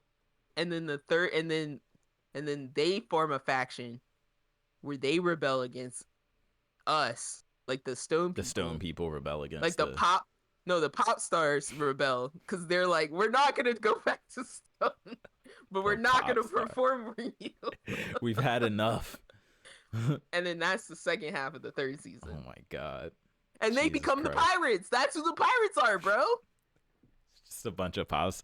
Imagine you just see a boat pulling up and they're just singing. Like you just hear singing very far in the distance. You're like, what is that? We're not going back. Yeah. We're not gonna be no stone. Singing like Backstreet Boys or something. It's nuts. It's awful. That's crazy. I just made up the whole third season because I refuse to watch that show.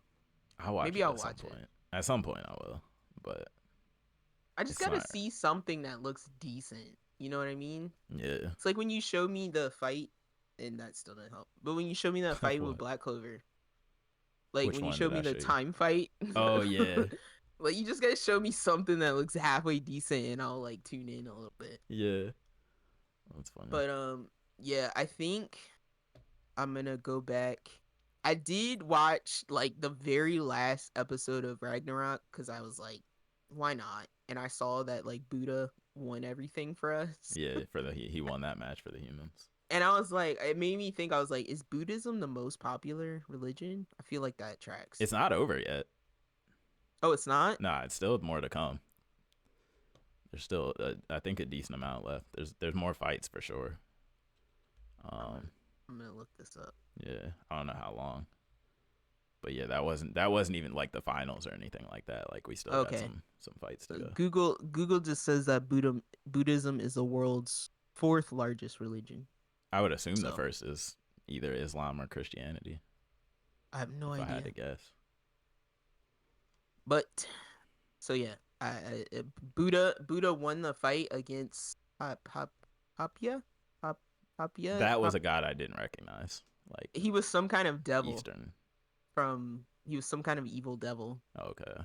And then he passed out and almost died, and that was the end of that episode. There's nothing to report on there. End of the season, yeah.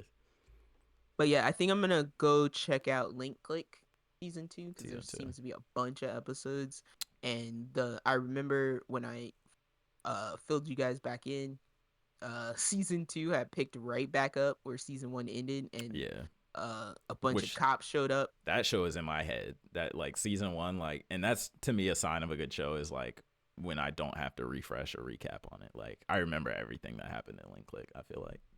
Yeah, no.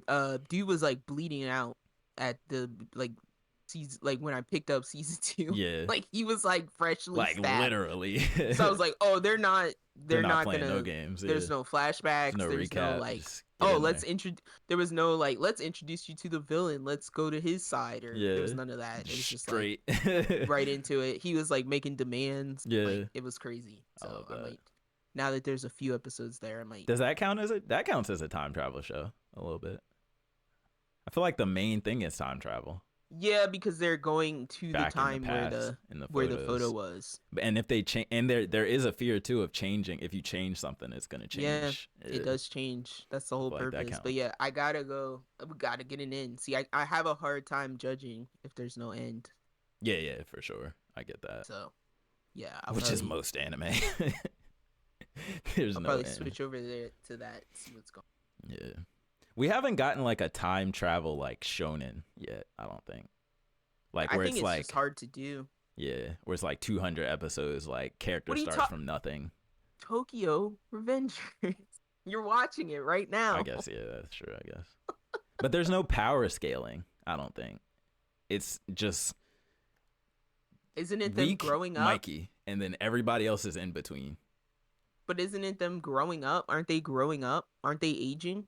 Yeah, they're aging, but when I mean like power scaling, I mean like there's no like I just went Super Saiyan last season. That was like the pinnacle. Now I'm gonna go Super Saiyan 12 this. You know what I mean? Like there's no like there's not that giant ramp up. Like Tokyo Revengers to me is like way more grounded. Like each villain isn't stronger than the last villain.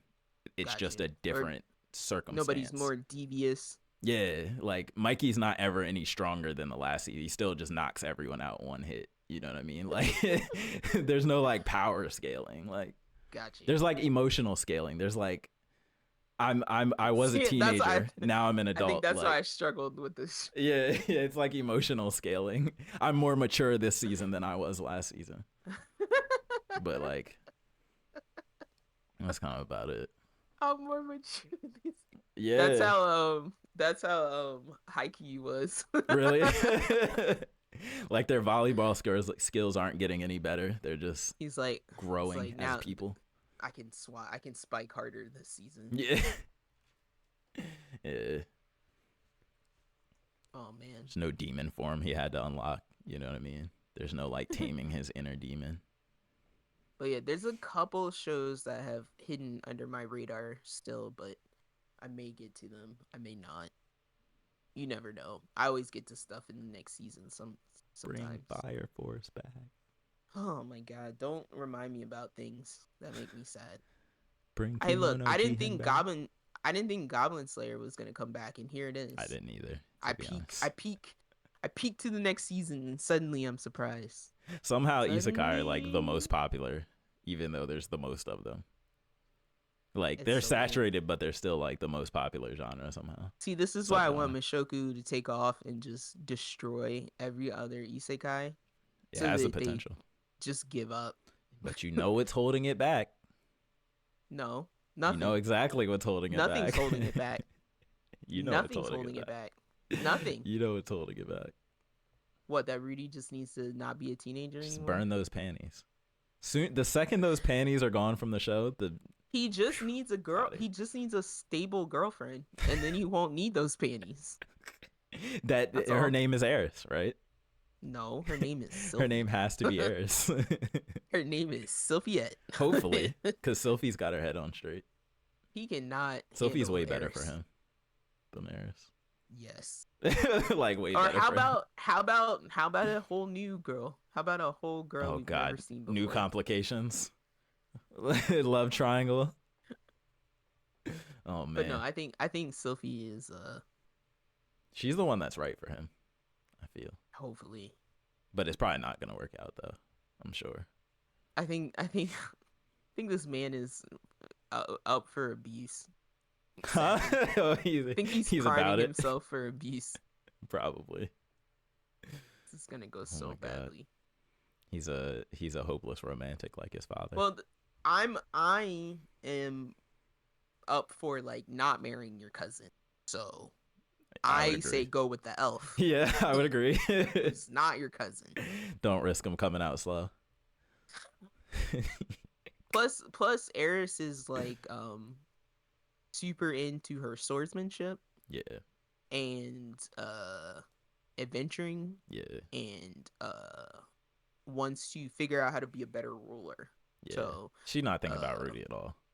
I don't think she's in. Well, I think she's thinking about being better than Rudy. Yeah. Like she always is. Yeah. So I think they're better separate. Yeah, for sure. Or they would make a sick party, but I don't think they should be in a relationship. Yeah, no.